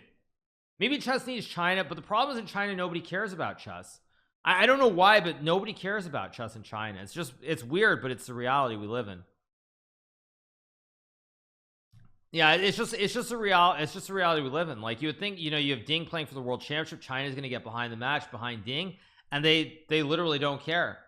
So it's very strange because of Go, I guess. But I mean, honestly, from the Chinese standpoint, you know, they're obviously very big on politics. Like, shouldn't Xi Jinping be looking at chess and being like, oh yeah, it's a Western game, this will give us more clout in like the Western world?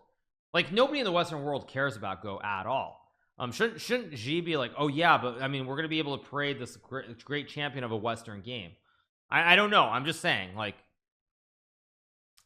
just saying, because of Go. Oh, sorry, you meant CS. Do you mean CS:GO or you mean Go? I don't know which game you mean. Do you mean actual like Go or you mean Counter-Strike? I don't know which Go you're talking about, but anyway, yeah. I assume you mean Go, not CS:GO, but anyway, yeah, okay, yeah, this guy, yeah, okay, so probably queen takes c4 will be played here. Almost -3. Yeah, it's getting pretty bad here. I would just take and pray, or play queen c3, but again, computer set after b5 d5 e5, there's just nothing here. Yeah. Okay, I think queen c3 has to be played, only move. If you take, there's knight f3. No, I mean, I think this is terrible. I think this is almost over already.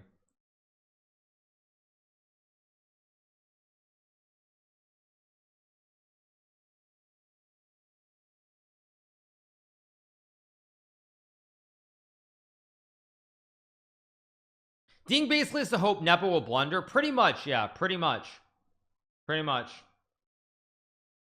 Yeah, should you take the rook on g6? No, because if you take, to add insult to injury, your horse is trapped on the rim. Or not e5, sorry, bishop e5. E5 here, your horse is trapped. You have no squares to jump to. So this is the other problem. You can't even take the rook on g6. You get queen c3 played by Ding. Also, you know what else I would add about this world championship match? It's very clear to me that one of the big mistakes about Ding picking Richard Rapport as a second is that Ding is trying to play openings, and the whole like opening phase and the style of his games is not how Ding plays chess. He's trying too hard to play like really aggressive openings, and it's not his style. So I do have to say that I think that's 100% a result of him working with Richard Rapport. And that's not to say that he hasn't gotten great positions or he hasn't won games, but he's not playing the style of chess that he normally plays. And to me, that's definitely a big issue in my opinion. When I look at a game like today, like this whole London thing, I know it worked out in a previous game, but this is not Ding's style. This is definitely the style of somebody like Richard Rapport, and I think that it's definitely hurt him in this match in multiple games where he's trying to play openings he doesn't normally play. He's been too far sort of off the beaten path. Like playing the French, I mean, I know he got a good position, but playing the French was not his style. Playing this I guess Colle system, again, not his style. Like, you know, someone like me, for example, I would love playing this position because I played the exchange Caro-Kann most of my life, so I would go for knight e5. So in my opinion, I think that when I look at it, I think one of the biggest mistakes is he's trying to play in a style that it isn't his style, and he's getting punished for it, is my general read.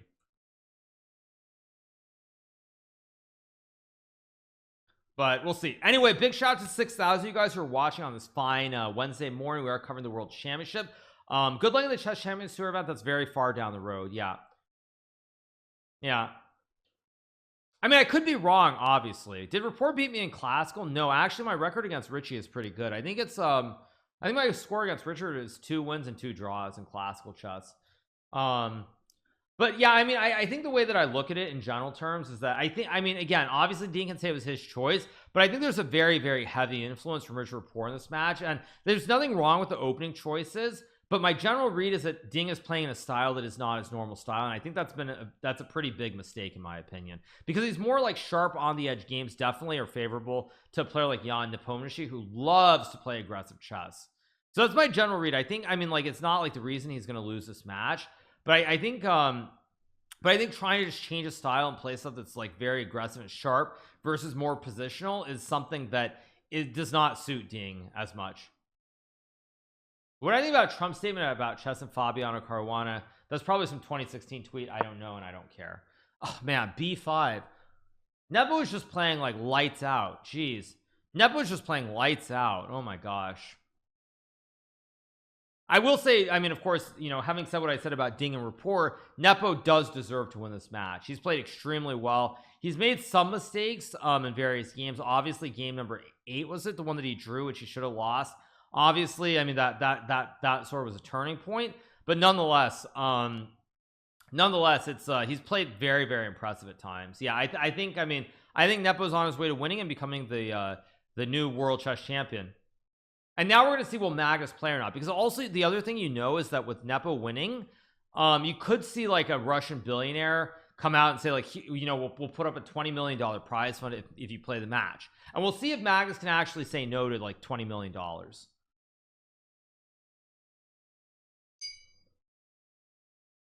So we'll see. Do they think the whole GG why not thing messed with Ding's head? I mean, it played a role, but I don't think it played that big of a role. The only way that we'll know for sure is after the match if Ding talks about the leak. If Ding talks about the leak, then we'll have much more insight into whether it played a role or not. So yeah, why would a Russian billionaire do that? Because Russian billionaires can burn their money, and they can say, look, we're sponsoring chess, we're doing something good for the world, something like that. I don't know, something like that. But who knows? Raises the pot to 20 million. Magnus checks for 7k. Yeah. Ding seems to run out of prep. Maybe the leak did affect him. Well, what I can't tell, and like I said, we'll never know unless Ding talks about this, and I'm not sure if he will, because it's not the Chinese way. But if Ding talks about, the big question is, were those ideas very specifically? There were a couple ideas. Was this very specifically, for example, was this English idea one of his main ideas to play Queen C2? Was this one of his main ideas? That's the first question, and because this was leaked in the online games on Lead Chess. Second question, was his idea of going to the Petrov, was this one of his main ideas? This whole line with bishop d3, castles, c4, c6, rook e1, bishop f5, queen b3, queen d7. Were these two ideas his main ideas? If these were some of his main ideas, then 100% it affected him. If these were not his main ideas, then it's not that big of a deal. But if they were main ideas that he was seriously considering, then it definitely affected him. So it comes down to whether these were main ideas or whether they were sort of like in between, like side ideas. Now, as I said, I don't know if Ding will talk about it or not talk about it. My assumption is he's probably going to just brush it off and pretend that, you know, it wasn't a leak. Especially based off that ridiculous post that we saw where someone's like, oh yeah, I work for Ding or something, and I played games. I don't believe that. I really don't believe that those were random accounts. I'm very confident that it most likely, I'm pretty confident it was Ding and Richard playing on those accounts, but we'll see. Who's more exciting, Abdusarov, Gukesh, or D-Small? D-Small? I don't know who you're referring to. But I think Noterbeck is very strong. Noterbeck has shown that he's an incredibly good player. Also, the problem for Ding is his knight is trapped on the rim. The knight can't go anywhere. So, yeah. Who's it hard to play against with black? Is Fabiano or Magnus? Obviously, in the past, it was Fabiano before he retired from chess to become a professional podcaster. But Fabiano lately has not had great opening ideas or concepts, it feels like. So I would say that objectively, playing against Fabiano always used to be a nightmare with the black pieces. Now I probably say it's pretty much the same. Either one of them.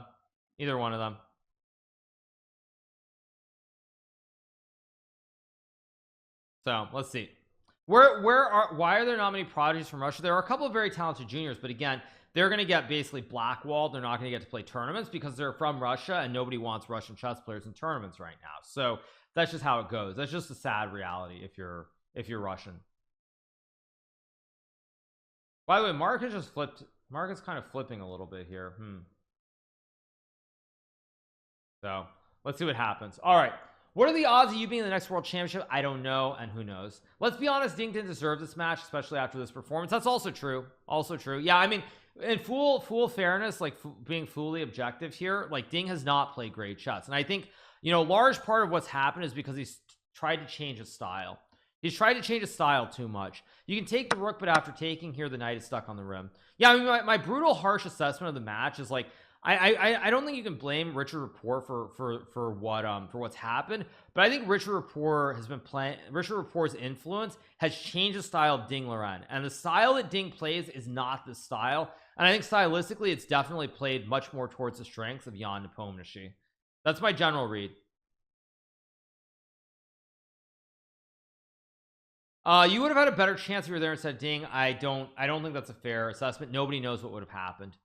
Nobody knows what would have happened. But I would say, I think that when I look at it, I mean, some of the ideas have worked out, but if we look at the match, what did Ding win in? Let me think about this. Ding won in, okay, he had the London game, which I think you could say worked out very well, right? He had the London game, which won. That was a great game. Okay, now who knows whether Richard was involved with that or not. That was a great game. That's the first one. But then the game actually that started the downhill spiral was this ridiculous H3 move on move 4. This, for example, 100% was a Richard Rapport idea, no doubt about it. This was just completely insane. So this was the first step in the wrong direction. 100% a Richard Rapport idea. I mean, the English that he won was a great opening choice. The English that he won with the early E3, but Ding has played the English before. I don't think there was a big touch or an influence from Richard in that game. So the whole E3 Queen C2 game, I would say is pretty much I mean, it's not super important.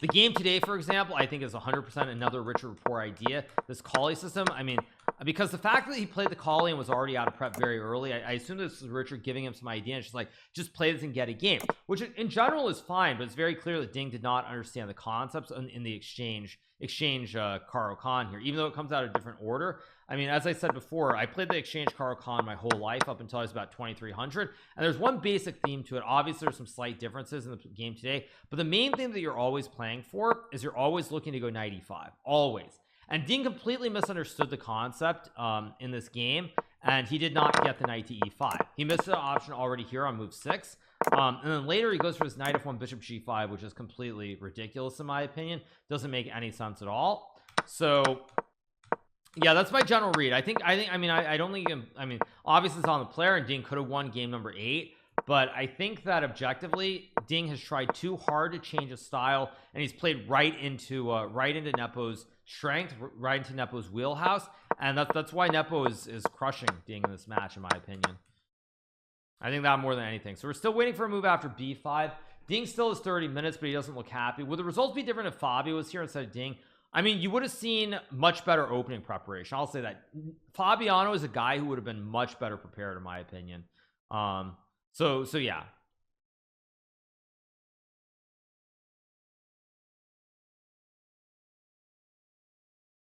Do I see Tani becoming a world champion? Very unlikely. What about Anish? Anish would have been studying 15 hours every day like a lunatic. He would have been studying 15 hours every day, prepping like a maniac, and he would have had much better prep. I mean, I've said before, I think currently, if you look at the world of top chess players, Anish Giri objectively has the best preparation of all the top players. So I mean, I would say that. Yeah, Anish would have been really well prepped. Nights with no commercials every game, like with Twitch. Yeah, with Twitch you get ads all the time, you guys, so it's not wonderful, that's for sure. Prep isn't everything. That is correct, but it feels like Ding in too many of these games he's been just playing chess out of the opening. He's like, here we are, we just have a normal position here, and Nepo understands position better than Ding. Ding did not understand the concept of knight e5 multiple times. Didn't understand knight e5 here. He had another chance here where knight f1 was ridiculous. Again, I would play like queen a4 and then go for knight e5. Same thing with knight e5 and f4. So I feel like, I mean, Ding has been trying to sort of wing it and just play chess. He's been so worried about Nepo's prep. He's trying to play chess, but he's trying to play chess in positions that he appears to be less familiar with than Nepo is. So Nepo's just been better. Nepo's just played better chess. Yeah. Yeah, I mean, that's my general read. Nepo's been playing better chess. Ding has been trying really hard to just like dodge prep, which is weird because you have 6 months to prepare for the match. So yeah, that's my general take. Yeah, did we get a4? We got a4. A4 is played. We're gonna get like a6, I assume here. Apparently b4 is winning, but I don't really expect it because after knight f3, you go knight f3 here, there's queen 6 hitting the knight and the rook, although even this loses, right? Because you have rook g8. I guess not clear after queen e4 still, but let's see. If is a6 losing? A6 apparently is not best because after bishop e4 the game goes on. Maybe there's still a chance if Nepo doesn't find b4. So I'm gonna go get some more water, you guys. I'll be back in a second. We're at a very critical moment here of game number 12. Let's see if Nepo can use his time and find b4, or just frankly use no time and play b4 anyway. But I'm gonna take a short break, get some more water, and we'll be back in a second, you guys.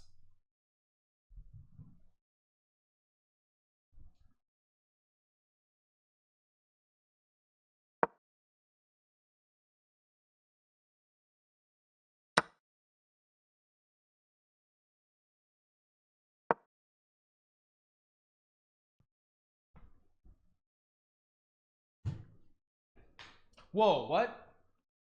Wait, what just happened? Wait, I was, you know, it's funny, when I got up from my chair, you guys, there was one thing I was gonna say. You know what I was gonna say? I was gonna say the one upside here was that if Nepo makes a blunder, Ding will have winning chances. And sure enough, we get a blunder. What happened? We got b4, rook a g8. Now what? Bishop takes g6 and queen c6, and it's game on again, apparently. Okay, here we go. Game is back. We're back in business. Come on, Ding, let's go. Greatest blunder in world championship history. Okay. Ding did just throw. Nepo just threw. Okay, come on, Ding. You got to take and play queen c6. Come on. The fans demand it. The fans demand it. Okay. Let's see what happens. The fans demand it. Ding has 28 minutes to make 13 moves. And once again, by the way, you know what else I have to say? Again, what is the one big weakness in Nepo's game? At critical moments, he moves too fast. And yes, Magnus would eat them for lunch. Absolutely. Is that the right order? Or is that the wrong order? That's the wrong order. Apparently, knight f5 is still winning for black now. No.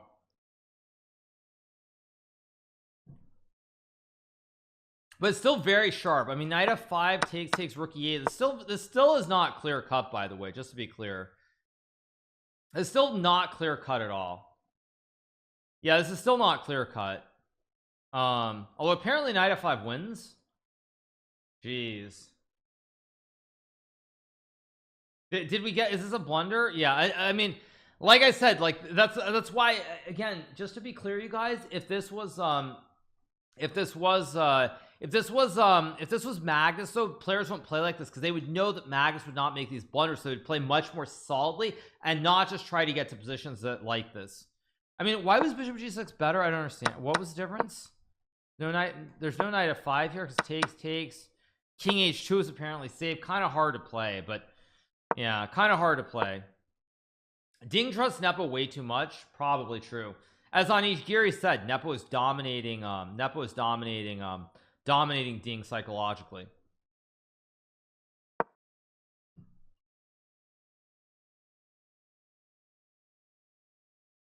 What the heck is going on here? So takes is apparently winning here because of d5. Come on, Ding, come on, one time, let's go, come on. Bishop e8 played in like 30 seconds, by the way, of course. Come on, take the rook and go d5. Come on, let's go. Come on, Ding, you can do it. I'm rooting for Ding here. Come on, come on, come on. Take the rook and play d5. Come on. By the way, this is peak chess, peak top level chess. Yeah. Come on, let's go, Ding. I'm not even gonna analyze. I want to wait for d5. Let's make this fool scene, okay? Let's make this fool scene. Actually, not full scene. We'll leave it here. I don't even care about the board. Let's see. Come on. Actually, no. You know what? Let me put this on a different scene, okay? Let me control C this. I'm gonna make a new scene. There we go. All right, let's pull this out here. There we go. We're gonna go full cam scene. Let me copy my camera over as well. Yeah, there we go. All right, let's go. Come on, full cam scene. Let's go. Let's watch the cam. I don't, yeah, we'll get back to the board in a second, but let's just see. Come on, Ding, you can do it. I don't want a small board because we're gonna go back to our main scene in a second. This is a critical moment. Come on, Let's go. Take and play d5. Let's go. You can do it. There are almost no other moves, by the way, except maybe you can play the wrong order with d5 first.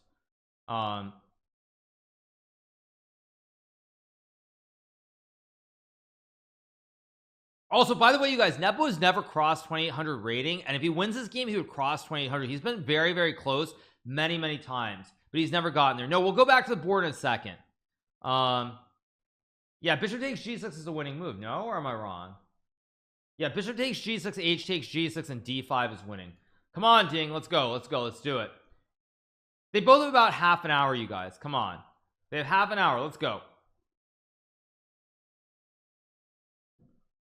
Ding does not look happy, by the way, which is not a good sign. Ding doesn't look very happy still. Ding still has that look of he's unhappy. That's not a good sign. Yeah, he looks unhappy. He doesn't look happy at all. Come on, Ding, you can do it. Come on, you can do it. Just take the rook and play d5. No, his look is not optimistic. That's the thing. Yeah, I mean, I don't even care. Like, objectively, I think Nepo winning is better for chess, but you gotta, I mean, come on, you gotta do it. Okay, he looks focused. He looks focused. Come on. Again, a big shout out to nearly 6,500 you guys who are watching on this fine Wednesday morning. What is the phrase? Just do it. Just take the rook. Take the rook, dude. Just take the rook. Ding is eyeing the rook. He's not looking at the rook, but come on. Let's go. Of course, by the way, those of you guys who are wondering why I don't have a board, it's because it's a critical moment. If Ding takes the rook, it's game on. He could win the game. If he does not take the rook, he's going to lose the game. The thing is, I don't actually know what else you're supposed to do other than d5, but d5 knight f3 just looks really scary to play, because also there's the problem that I can take, and you get it's a classic Arabian checkmate in the corner here. So or sorry, you guys can't see the board, sorry, apologies. Actually, I'll change the scene back. Oh, is it gonna move? Yeah, sorry, I'm on the wrong scene, but I'll go back. Okay, so you guys, what I was saying is, like, d5 is the only other move here, but there's knight f3 takes, and even this Arabian checkmate here. So the only thing that you can try is d5 here, but he's gonna take the rook, I think. Okay, so let's go back to the scene. Actually, I can do it the other way. What am I doing? I'm an idiot. I can make a small board, and then I'll just delete the scene later. Okay, let me make this really small here. Actually, yeah, I don't even need the evaluation, so let's keep it here. I don't know if you guys can see it, but who cares? Yeah, just take the rook. I know it's too small to do analysis, but just take the rook. Come on, take the rook. That's good. I mean, it's not perfect, but who cares? I mean, we all know what the position is. Things that was a French investor sub. No, no.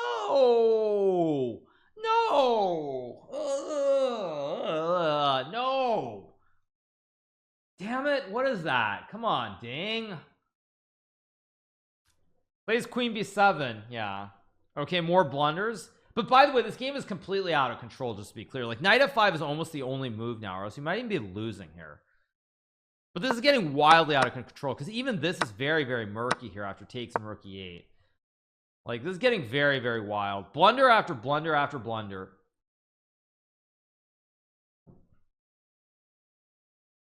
Four blunders in a row. Yeah. Knight f5 I think is the only move again for Nepo. Will he find knight f5 only move?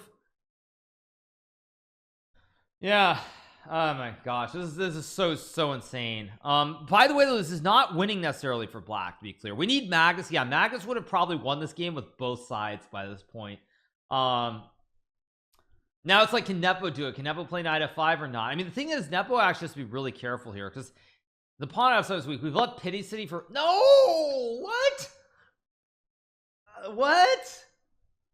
What is going on here?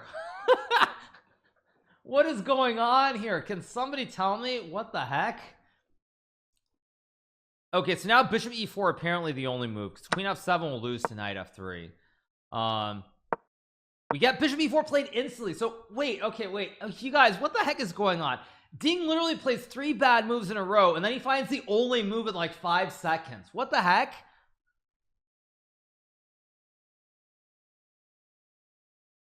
No, it's like Ding has all the time to find, to like think and find the best move. He can't find it, and then in this position when the best move is not obvious, he plays it in like 3 seconds.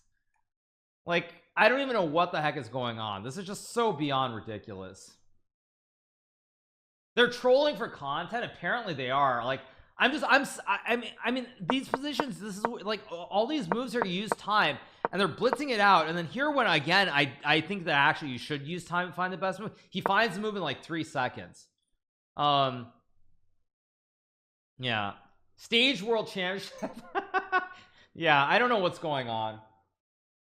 I don't think this is going to be a draw, by the way. This is like completely insane. Like, apparently F3 and Knight G2 is the only way to draw the game now. But actually in this position the game goes on. Like, white might actually be better here. You've got a wooden shield in the middle of the board, and the knight is really good on h5 suddenly. Actually, I think Ding might win this game now, because if F3 and Knight G2 is the only way to stabilize, I mean, I don't have Sesso open at the moment, but if F3 and Knight G2 is the only way to stabilize, Bishop D6 is apparently the second best move. Not a logical move at all, because now you just hang the F7 pawn, and the idea is now the bishop of course covers D5 and F3. You can't go to D5 or F3. Typical wooden shield. So I think what about F5? I think you just take, because rook guards the rook, and you just lose the game on the spot.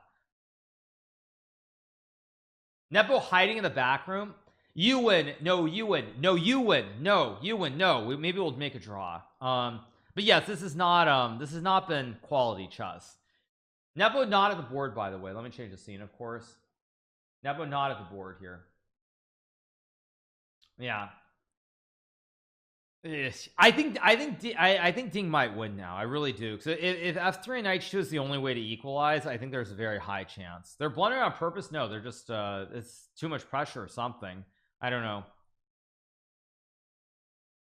Nepo crying in the bathroom? Nope, I don't think so. But I think Nepo's gonna come back and just be like, what the heck happened? Like, what am I doing? If Ding wins, it's insanity in the last 2 games. Yeah, if Ding wins, it's insanity for sure. Magnus is crying or dying of laughter. I agree with that. Yeah, Magnus is probably laughing at this. That's the one thing I will say is, like, when I look at this, I mean, that's the one big downside. You see this in this, like, it does make you realize just how good Magnus is. These guys are making a lot of mistakes. Magnus is cringing at this game. Nobody knows. Oh, Nepo's sitting in the back, by the way. Nepo is sitting in the back room now. He's sitting in the back. He is not happy. I think Nepo probably realizes that he's messed this up quite severely, because also it's very hard. I'll tell you why this goes the other way now, because problem is now it's the exact opposite situation, where Ding's moves are too obvious and Nepo's moves are actually really hard. Like, Ding just wants to take the juicer or play D5. He literally has 1, 2, or 3 moves. That's it. 3 moves. That's it. Full stop. Maybe rook c1, rook c8 is another idea, but very, very limited moves here for Nepo. So it's like Nepo now, suddenly his thing is he has to realize, like, wait a second, I messed this up. Yeah, I mean maybe Nepo will play F3, but Nepo's gonna have to show some real class here and really strong mental fortitude, considering the situation. Really, really strong mental fortitude. There's only 20 minutes on Ding's clock. 20 minutes for 10 moves. Plenty of time, especially with very obvious concepts of queen capturing either pawn or playing rook c1 or playing d5. Literally 1, 2, 3, 4 moves. That's it. That's all the Ding has to consider. I mean, if Nepo goes on to lose this game, there's a very high chance that Nepo will tilt next game, I think. No, if Nepo loses this game, I think he's going to tilt, considering how winning it was. Yeah, I think if Ding wins this game, there's almost no chance that Nepo doesn't tilt before game 13. Because game 13... Wait, game 13 is tomorrow, right? There's no rest day. Yeah, game 13 is tomorrow. Yeah, so if Nepo loses this, he's gonna collapse tomorrow. There's no way. Yeah, no way. Why so many mistakes? Because Magnus Carlsen, the true world chess champion, is not playing. That's why. Suddenly Rapport's influence is genius. No, I would not say that. There's game 13 tomorrow, and there's a rest day before game 14, the final game of the match. Yeah.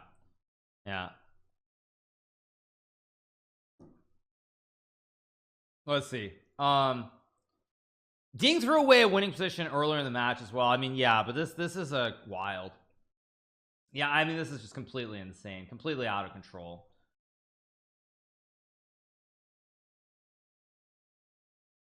So let's see. This is insane. Yeah, it is completely insane and completely out of control. If Ding wins stream tomorrow, maybe we'll see. I guess that's why Magnus sat out. He wants to laugh at the other players, perhaps. Let's see. Let's see what will happen. Leave the room again, Hikaru. We need a blunder. That's true. The moment that I got him and went to the restroom was exactly when we got the flurry of blunders. Yeah. Crazy.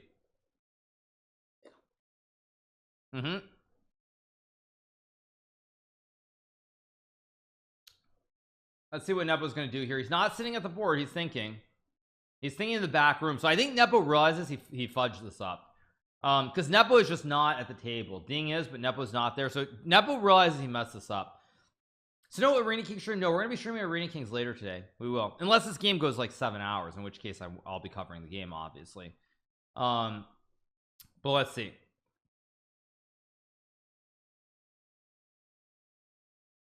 Do you ever square? I can, but I generally don't like to. It's just not my thing. Do I think I would? Do you think I would have capitalized some of these blunders? Yes, some of these blunders probably not. C4 actually turned into a great move in hindsight. Yeah, it turned into a brilliant move because it created activity in an open position. Let's see. All right. Again, a big shout out to 7,000 you guys who are watching on this fine Wednesday morning. Hope you guys are enjoying your coffee, whatever you're doing. Thank you so much to Mike Nobes for the subscription. Thank you so much to Mike Nobes.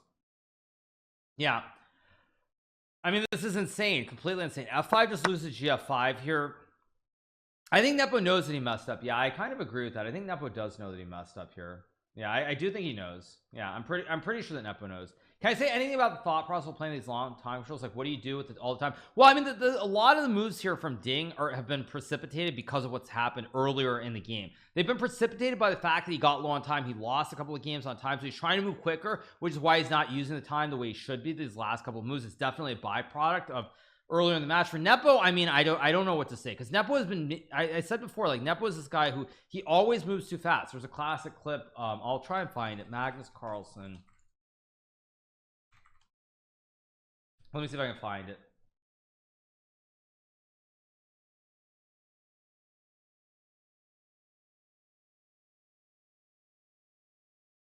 Let me see if I can find it. H3 played very quickly. Okay, so let me pull up this clip. This is from a YouTube video, I think. Let me change the scene. Let me change the scene. Where were we? Yeah, there we go. Let's watch this clip just for a second. Let me stop the music. Yeah, I think this is the right one. Let's see. Is this the right one? By Nakamura. Yeah. And is Nepomniachtchi in trouble?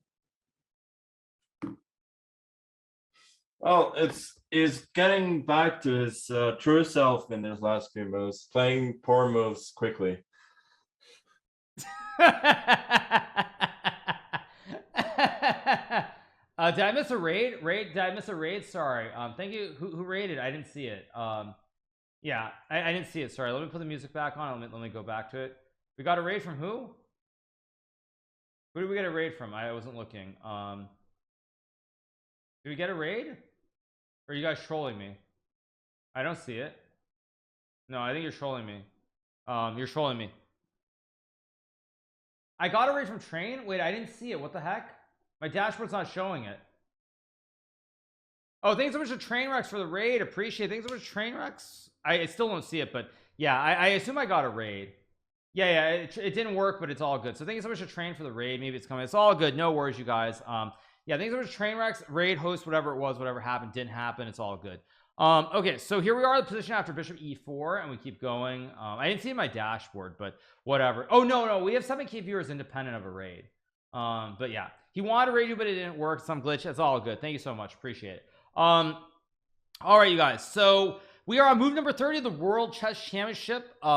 Big matchup, game number 12 of 14. Currently, one player is up by 1 point, which is Jan Nepomniachtchi, player of the Black Bees, but he might lose this game today. It's a very, very tense situation here. Also, as far as those guys who were wondering about the clip, that was the clip of Magnus Carlsen, the soon-to-be former world chess champion, who said that Nepo is getting back to his true form of moving fast and bad.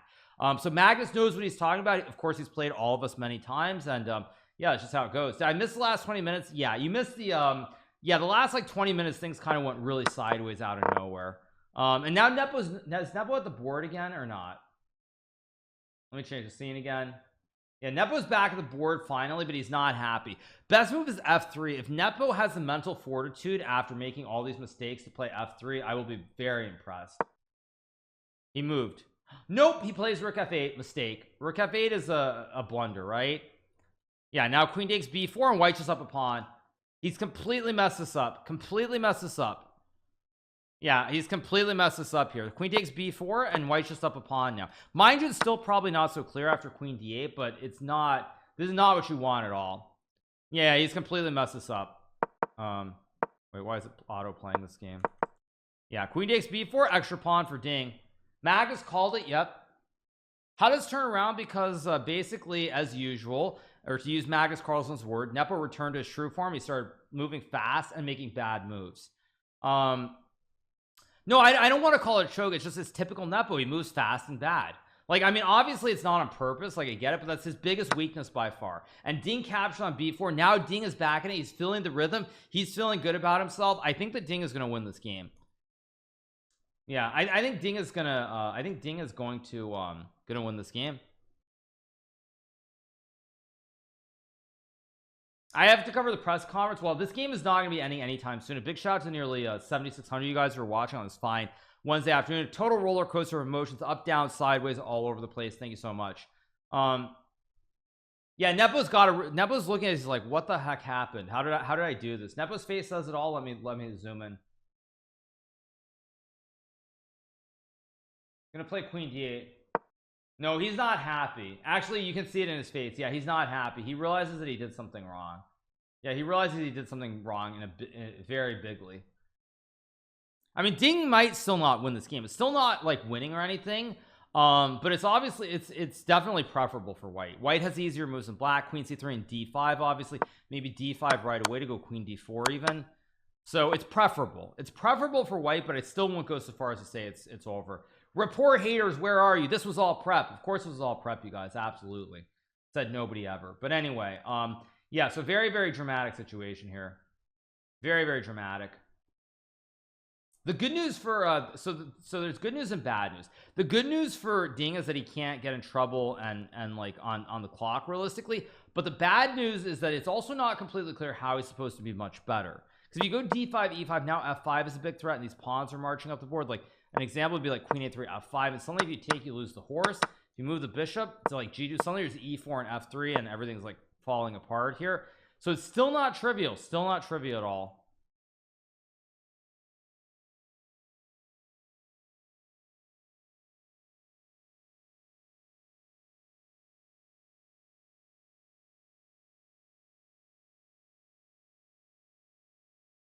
Could Ding move the rook here? He could, obviously. You mean like rook c1, for example? It's definitely a move. Very logical move, but I'm worried about f5 here. I mean, maybe you can go here to go rook c8 with the kebab on the 8th rank, potentially, but very, very tricky. Very, very tricky. Still, again, should be easier for Ding to play than for Nepo. Definitely should be easier for Ding, without a doubt. So, see what we get here. You can't see the 8th rank? Yes, you can. The 8th rank is where the queen is. You're telling me you can't see the 8th rank right here where the rook is? This is the 8th rank. Of course you can see it. That being said, Ding does not have all the time in the world either, though. Ding only has 20 minutes left to make 9 moves. Yeah, Ding only has 20 minutes. Jan is not desperate, but Jan cannot be happy. Right now, I'll tell you what Jan is doing. Jan is literally holding his breath. He's like, please, God, please, don't punish me for moving too fast. That's what Jan is thinking to himself right now. Odds Nepo burns his salmon shirt after this game. If he loses, probably, but we'll see. We can't see the J file. Yeah, exactly. Yeah.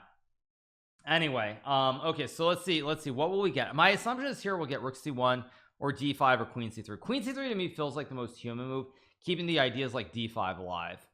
Rook c1, of course, f5, bishop b7 could happen too. I think probably rook c1 or queen c2 most likely. d5 e5 just looks scary optically because now there's a blockade. There's f5 pushing p on the king side and it looks scary.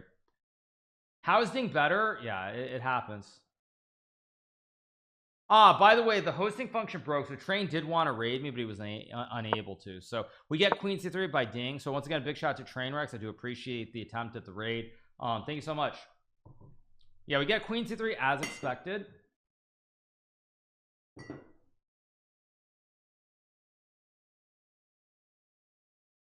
Let's see what we get here. I mean, knight g6 is apparently the best move. I think knight g6.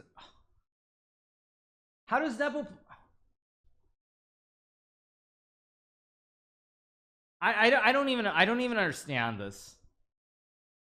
I'm literally about to say knight g6 is not a natural move to play, and then Nepo plays the move instantly. Like, how is Nepo playing these perfect moves that are illogical, and then he just plays these, he just blunders, makes these 5 question mark moves out of nowhere.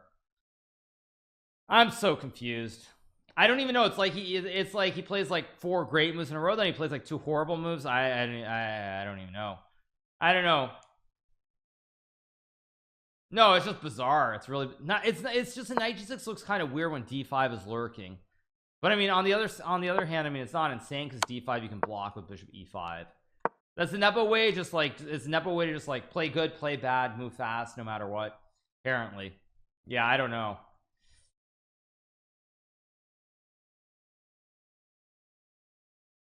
Okay, but I will say, however, if Ding loses this game, like he has nobody to blame but himself, because Nepo has definitely given him so many opportunities here to at least draw, if not win this game. There's also queen h4 lurking too. I just realized. Yeah, queen h4 is actually kind of scary. This game still has potential to switch the other way, just to be clear. This has potential. Like, say you go like a5 and I get like suddenly I get queen h4 and like f5 maybe. I mean, it starts to get very murky, very murky. Nepo's playing for the content, not the win. I doubt it. Why is it auto playing again? Okay, there we go. I mean, d5 looks like the obvious move. Computer likes rook g2 and king g1. Very logical in my opinion. G5 hangs the pony on h5, so no, it doesn't work. Nepo's playing too much Dota. Maybe not. But anyway, very tense moments here again as we cover the end of the first time control, the match between, or the game between Ding Liren and Jan Nepomuceno in the World Chess Championship. I just came from school. What happened? Yeah, a lot happened in the last 20 minutes. A lot changed. Yeah. Is bishop f3 a move? Maybe, but then after queen h4 suddenly again it's very scary here. I mean, you're still okay, but it's scary still. If you ask me how long do I think this game is going to last, I think this game is going to last for a long time. I don't think this game's ending anytime soon, assuming that Ding Liren makes it to time control.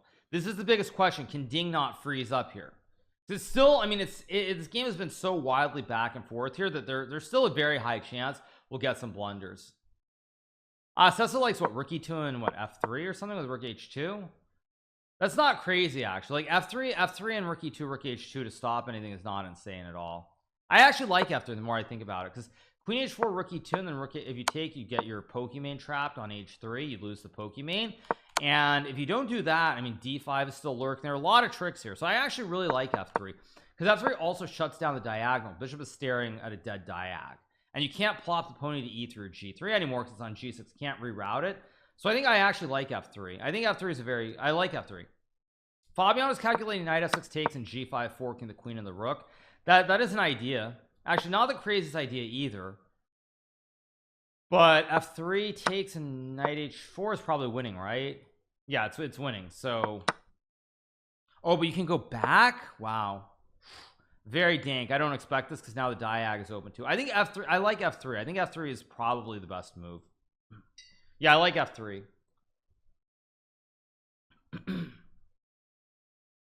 Hopefully he play if he plays f3, I think he still has very good winning chances, just because it closes this diagonal. The bishop is just dead on b8.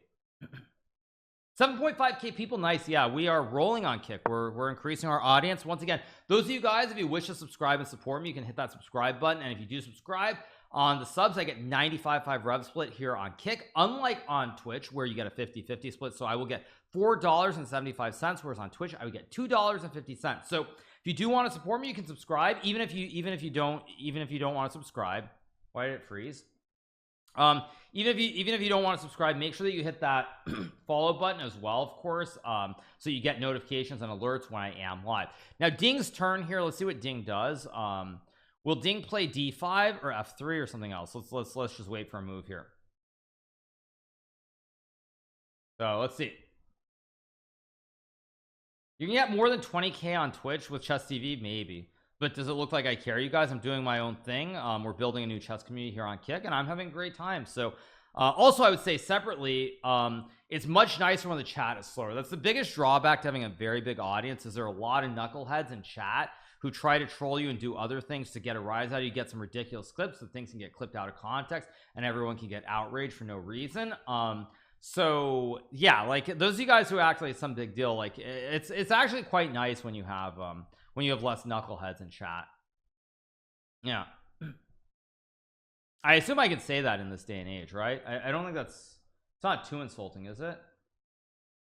I don't think it, I think you can say knucklehead, but anyway, yeah, I don't know, maybe it's not acceptable. Yeah, so all right, waiting for thank you so much. It's on Miguel for the subscription. Thank you so much. Bishop G2, completely reasonable move.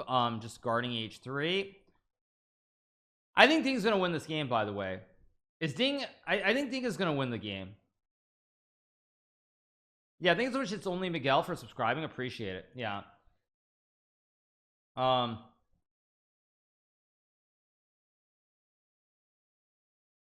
You think Ding will blunder due to time?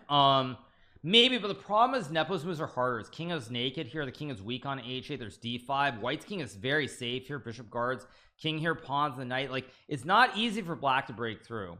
20 minutes ago Nepo was winning, and now he's not winning anymore. What move are we on? We're on move number 33. 7 more moves. I'm not going to jinx it here. I think Nepo's just going to lose, because it's just not easy to play. I mean, bishop d6, not an obvious move. I mean, it's fine, but you have to worry about d5. You have to worry about b4, b5, a5. White's ideas are too obvious here. Black has no attack on the king side. So I'll be really impressed if somehow Nepo doesn't lose this game. I think he is going to lose this game.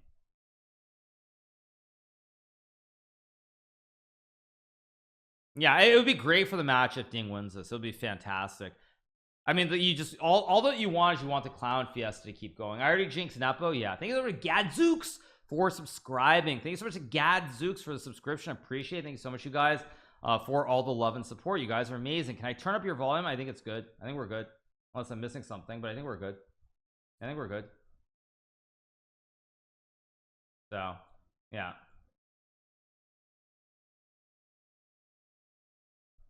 what are the tie breaks? It, I believe, is rapid games. It's bad for my sleep since she'll cover the game tomorrow. I'm still not sure if I'll cover the game tomorrow. We'll see. It really depends on a few things. Okay, queen h4 played quickly by Nepo. Logical move to hit the pawn on f2. Not the best move, but it's completely fine.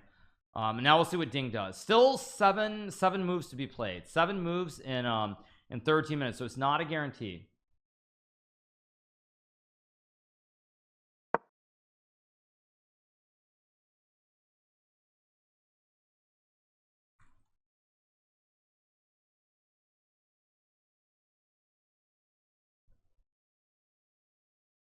Rook e2 played fast. I think the idea is guard the pawn. He wants to go rook c1, maybe do the double stack on the c file.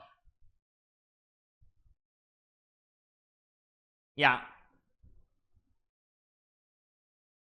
I'm gonna tell you guys, Ding is gonna win this game. Ding is gonna win this game. He's gonna win this game for quite simply because there's no attack for black. And go like rook c1, rook c2, and as long as there's no f5 trick here, Ding's gonna win. Like f5 here loses because takes, you have d5 check, king g8 checkmate in 1, and if you go bishop e5, I just take the bishop, and say f3, just rook e8 and queen g7. No, Ding is gonna win. Ding is gonna win because his ideas with rook c1 and rook c2 are too easy. Nepo doesn't have obvious ideas, and Nepo is probably gonna move fast just because he's pissed off with the position.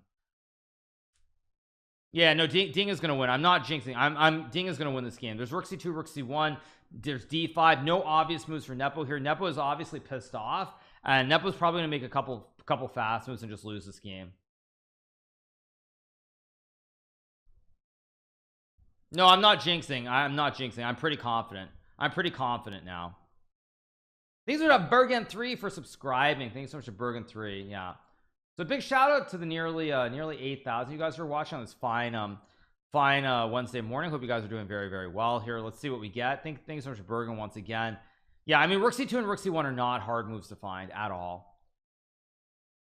I said the same thing in game 9. I did. Yeah, I said the same thing about Nepo 20 minutes ago, and I wasn't wrong.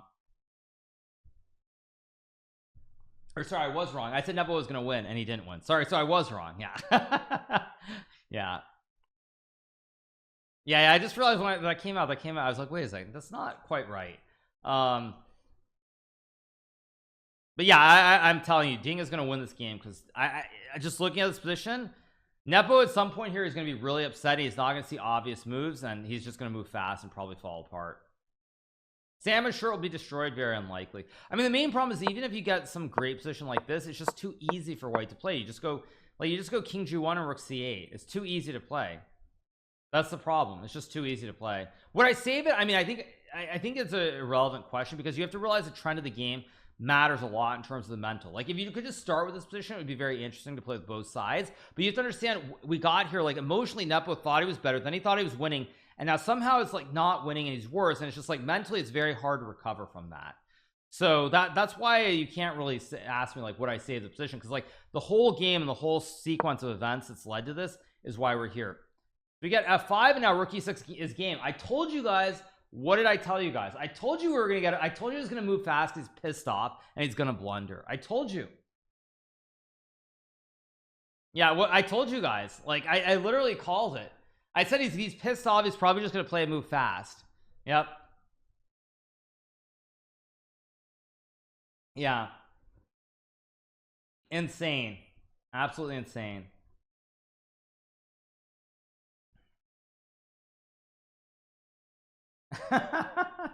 Absolutely insane.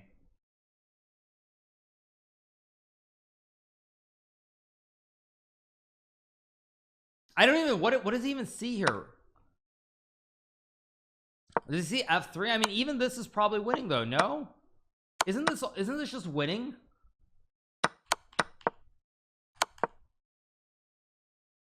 I mean, does he think he can take? I mean, I literally went over this. I don't even know. Bizarre. Okay, I gotta see. Yeah, Ding just takes. Like, what the heck?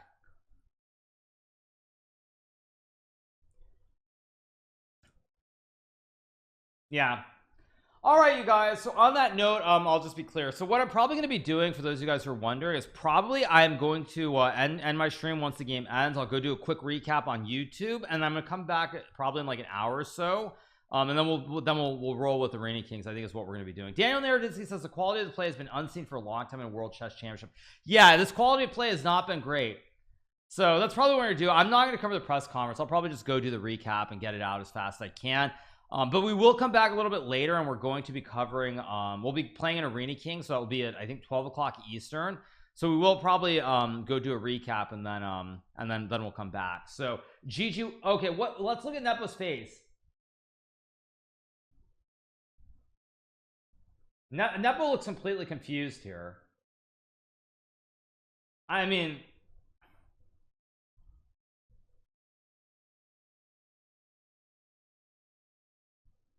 yeah, Nepo's confused. Yeah, completely confused. I'm gonna go use the restroom quickly and we'll come back. Give me 1 second, you guys. Has he resigned yet? He hasn't resigned, has he? Yeah, I mean, it's insane. It's just completely insane.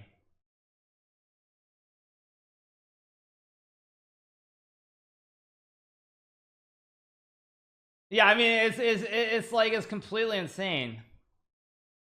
No, I mean, I feel terrible for Nepo. I mean, I do, but like again, like he had this whole thing. He had the match completely won.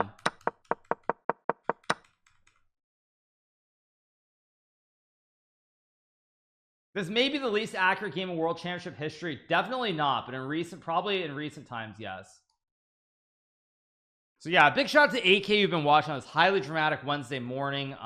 We have been covering game number 12 of the World Chess Championship. Fabiano is very kindly tearing into Nepo. Well, it's reminiscent of when Fabiano, it's reminiscent of when he played that bishop takes b7 move and lost to c6. It's like Fabiano's like even at 2300 wouldn't play that move. So yeah, this is like total mental breakdown, as we call it. Yeah, I mean, I don't even know how you I don't know how you play f5. Like, what did he see? Like I mean I don't know what he even saw there. Like rook takes e6 and d5 is not rocket science. I mean, he's gonna resign very soon. The way he's looking back, it's like he just wants to like stick out the hand and just get it from the board and leave instantly. No, he definitely looks like he just wants to put out his hand and get it from the board. The way that he's sitting, it's I can get out of the board. I can get out of the board easier. It's yeah. No, I mean the number of blunders by both players is insane.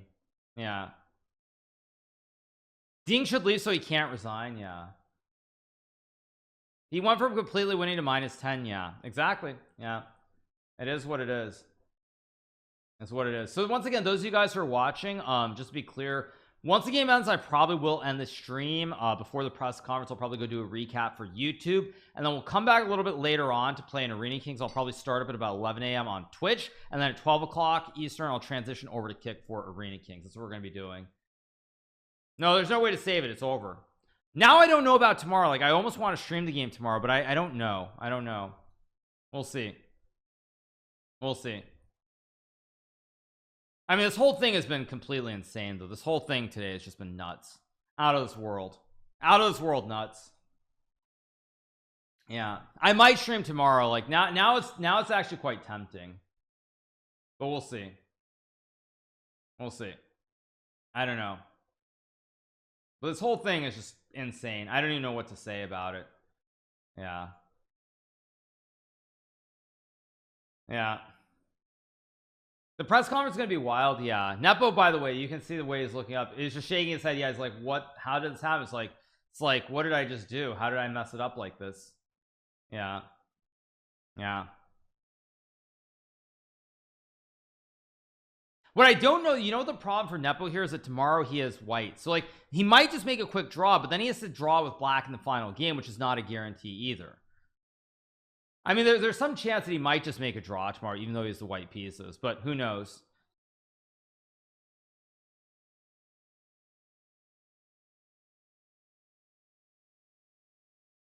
He's gonna resign, I think, fairly soon. Fairly soon.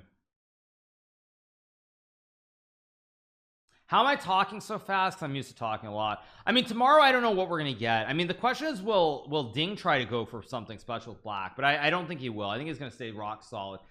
Also, the way Nepo is just sitting looking, he's just like, how did this happen? You can see it all over his face. He's just like, he's like talking to himself and he's pissed off. He's like, what the fudge did I do? Like, what the heck? And he's shaking his shoulders like, how did I play that move? It's like how did I do that? Because it's just so unconscionable for a player at his level. No, Magnus would lose too.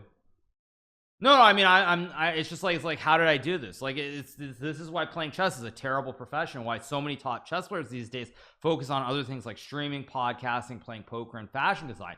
Because when you play a game like this and you get the winning position, then you make a few bad moves, like you literally want to go jump off a bridge. It's just that frustrating. Because he knows he was winning earlier. He knows he was winning. Yeah, he knows he was winning. Yeah. Huh? What is huh about? Yeah, it's just brutal. I mean, this is just a mental toll that chess takes. I woke up just in time to watch it, and yeah, Benjamin, you missed a lot of fun stuff earlier. You missed a position that was completely winning for Nepo. It was like -5, I think, at one time, and it went from -5 to +10. Yeah, it went from like -5 to +10. No, the real question is tomorrow, what will Jan do? Will Jan try to make a quick draw, or will Jan try to go all in on tilt? That's the big question. I don't know. It's a tough situation. Ding must have higher testosterone. Funny. Are you the biggest streamer on Kick right now? Probably, but I'm not. I don't look at numbers, honestly. Like, the one thing I will say about numbers, though, is to all the 8,000 of you guys who are watching, hope you're having a fantastic day wherever you are. It was great when I did my first streams on Kick. There were all these people saying, like, he's got like 3,000 viewers, he's gonna fall off, he'll have like 1,000 viewers in a month. And all we've done is grow chess, continue to have more viewers. And now all those people who are saying those things are magically quiet. Instead of like saying something positive, like, wow, he's actually having success, they're all just quiet and not saying a thing, which is hilarious. Yeah, it's like, he's gonna have 1,000 viewers, he's career suicide, all this crap. And then it's like, yeah, not exactly, pal. So anyway, yeah, All right, back to the game. Let's see what point Nepo made. There were blunders by both sides. This was the moment where Nepo, we were all sure Nepo was going to win, and here he played b4, which was actually the best move, but he didn't play knight to f3. Now probably what he missed was queen c6 and takes and rook g8, something like this. He blundered here. This was the first moment where he went rook g8, which was a mistake. Ding played queen c6, which was a mistake. He played bishop b8, which was a mistake here. Knight f5 is -3 and winning the game here. Hard to play, of course, but he goes here. Then we get queen b7, another blunder from Ding Loren, and then rook h6, another blunder. And now it's already kind of unclear at this point, but at this point f3 was apparently still saving. He goes rook f8, f3, very hard move to find. Then we get queen d8, and now knight g6, and it's still very much a game. Queen h4, but that now he plays f5, which just loses the game on the spot to rook takes e6, and now Nepo is just like completely confused. Yeah, so many mistakes so many times. So that's what it is. Yeah, and this reminds me of the Sokolov. Very briefly, we still probably have time to get this in before he resigns. Here's a clip from a famous chess player that I'm going to show. Or wait, that's not what I meant to show. That's the wrong clip. Where is it? Here we go. Here we go. So I'm going to show you guys a very short clip from a chess player by the name of Ivan Sokolov after he played against Hikaru Nakamura in the Tata Steel event some years back. Let's just put this up and watch a game. Ivan, up to one point it seemed like a beautiful game. I was completely winning. If I don't kill myself tonight, I'm gonna live 1,000 years. So that's the clip that I want to show you guys very quickly. Let's go back to our scene. Yeah, so this is pretty much how Nepo is feeling right now, to be clear. This is exactly how Nepo is feeling, because that was a game that I played against Sokolov, and Sokolov basically was winning against me the whole game, made a couple of mistakes, and I drew the game. And that's exactly how Nepo is feeling right now. That's how Nepo is feeling, totally, without a doubt. He's feeling the exact same way. Yeah. Yeah. I forgot that clip existed. Yeah. I mean, why do you think like 4 of the top 10 chess players in the world no longer play chess professionally? One of them's a podcaster, one of them's a streamer, one of them's a fashion designer, and one of them's a poker player. There's a reason for that, you guys. There's a very good reason for that. It's because chess is too stressful. Chess is too stressful, and Nepo is just going to probably make a move, one more move, and then resign the game. I mean, it's too stressful. That's just life. Yeah, that's just life. No, I'm not gonna watch a press conference. You want full cam? Okay, let's go back. I'll turn off the board. We don't need the board because there aren't gonna be many moves played.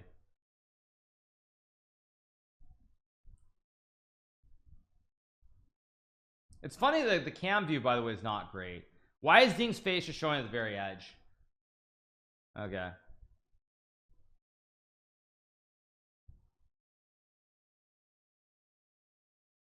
Now here what's going on is Nepo is literally thinking like, what did I do wrong? He's literally thinking like, what did I do wrong before he resigns? He's gonna resign here on the next move.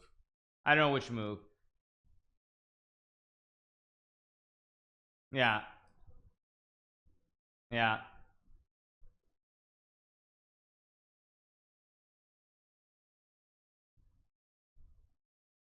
No, Jan is literally thinking like, what did I do? And he's like, how did I mess this up? He's gonna resign pretty soon, I think. He's gonna have a few more sips and then he's gonna resign, is my guess. Yeah. I mean, the press conference, it's probably, as far as Nepo goes, he's probably gonna be like no comment. He's gonna answer very minimal things, I think, is what's gonna happen. He's gonna answer very minimally. He's not going to he's not gonna go into depth, or he'll go all the way into depth and be like, you know, I was completely winning, I should have won the match, I messed it up.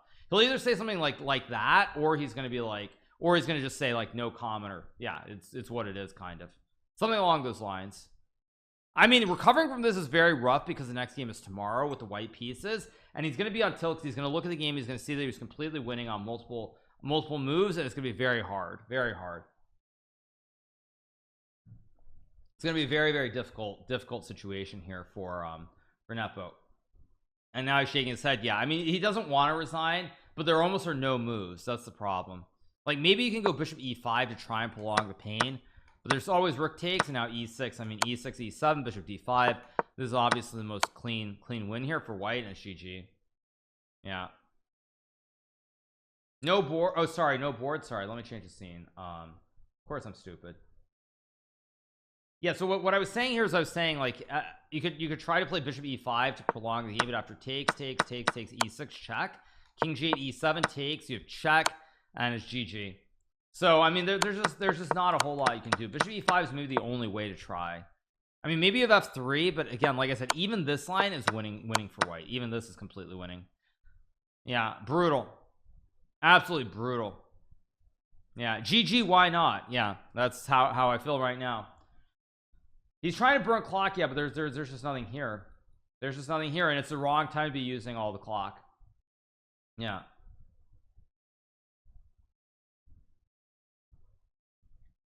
So let's see.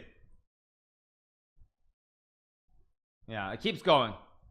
Just resign. Yeah, I mean he should just resign, but he's trying to figure out what exactly he did wrong. Yeah, that's what he's trying to figure out. Just that simple. He bluffs too much. I don't know if I would say you could say he bluffs too much, but anyway, yeah, it's what it is. It's rough. That's life. New shirt tomorrow. Yeah, he's gonna have a new shirt. It's very I mean I feel very bad for Nepo, obviously, but that's just how it goes. Yeah.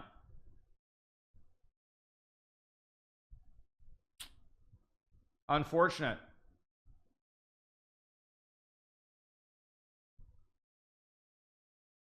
Currently the highest number of viewers on the platform. Yeah, we're covering the World Chess Championship game number 12. Nepo obviously is just distraught here. I understand why. I mean it's just like thanks so much to Chapachiti for gifting us up. Thanks so much, Chapachiti. No, he probably is crying because he knows he was winning, and if he won this game the match was over. The match was over if he won this game. He knows he was winning earlier. Yeah.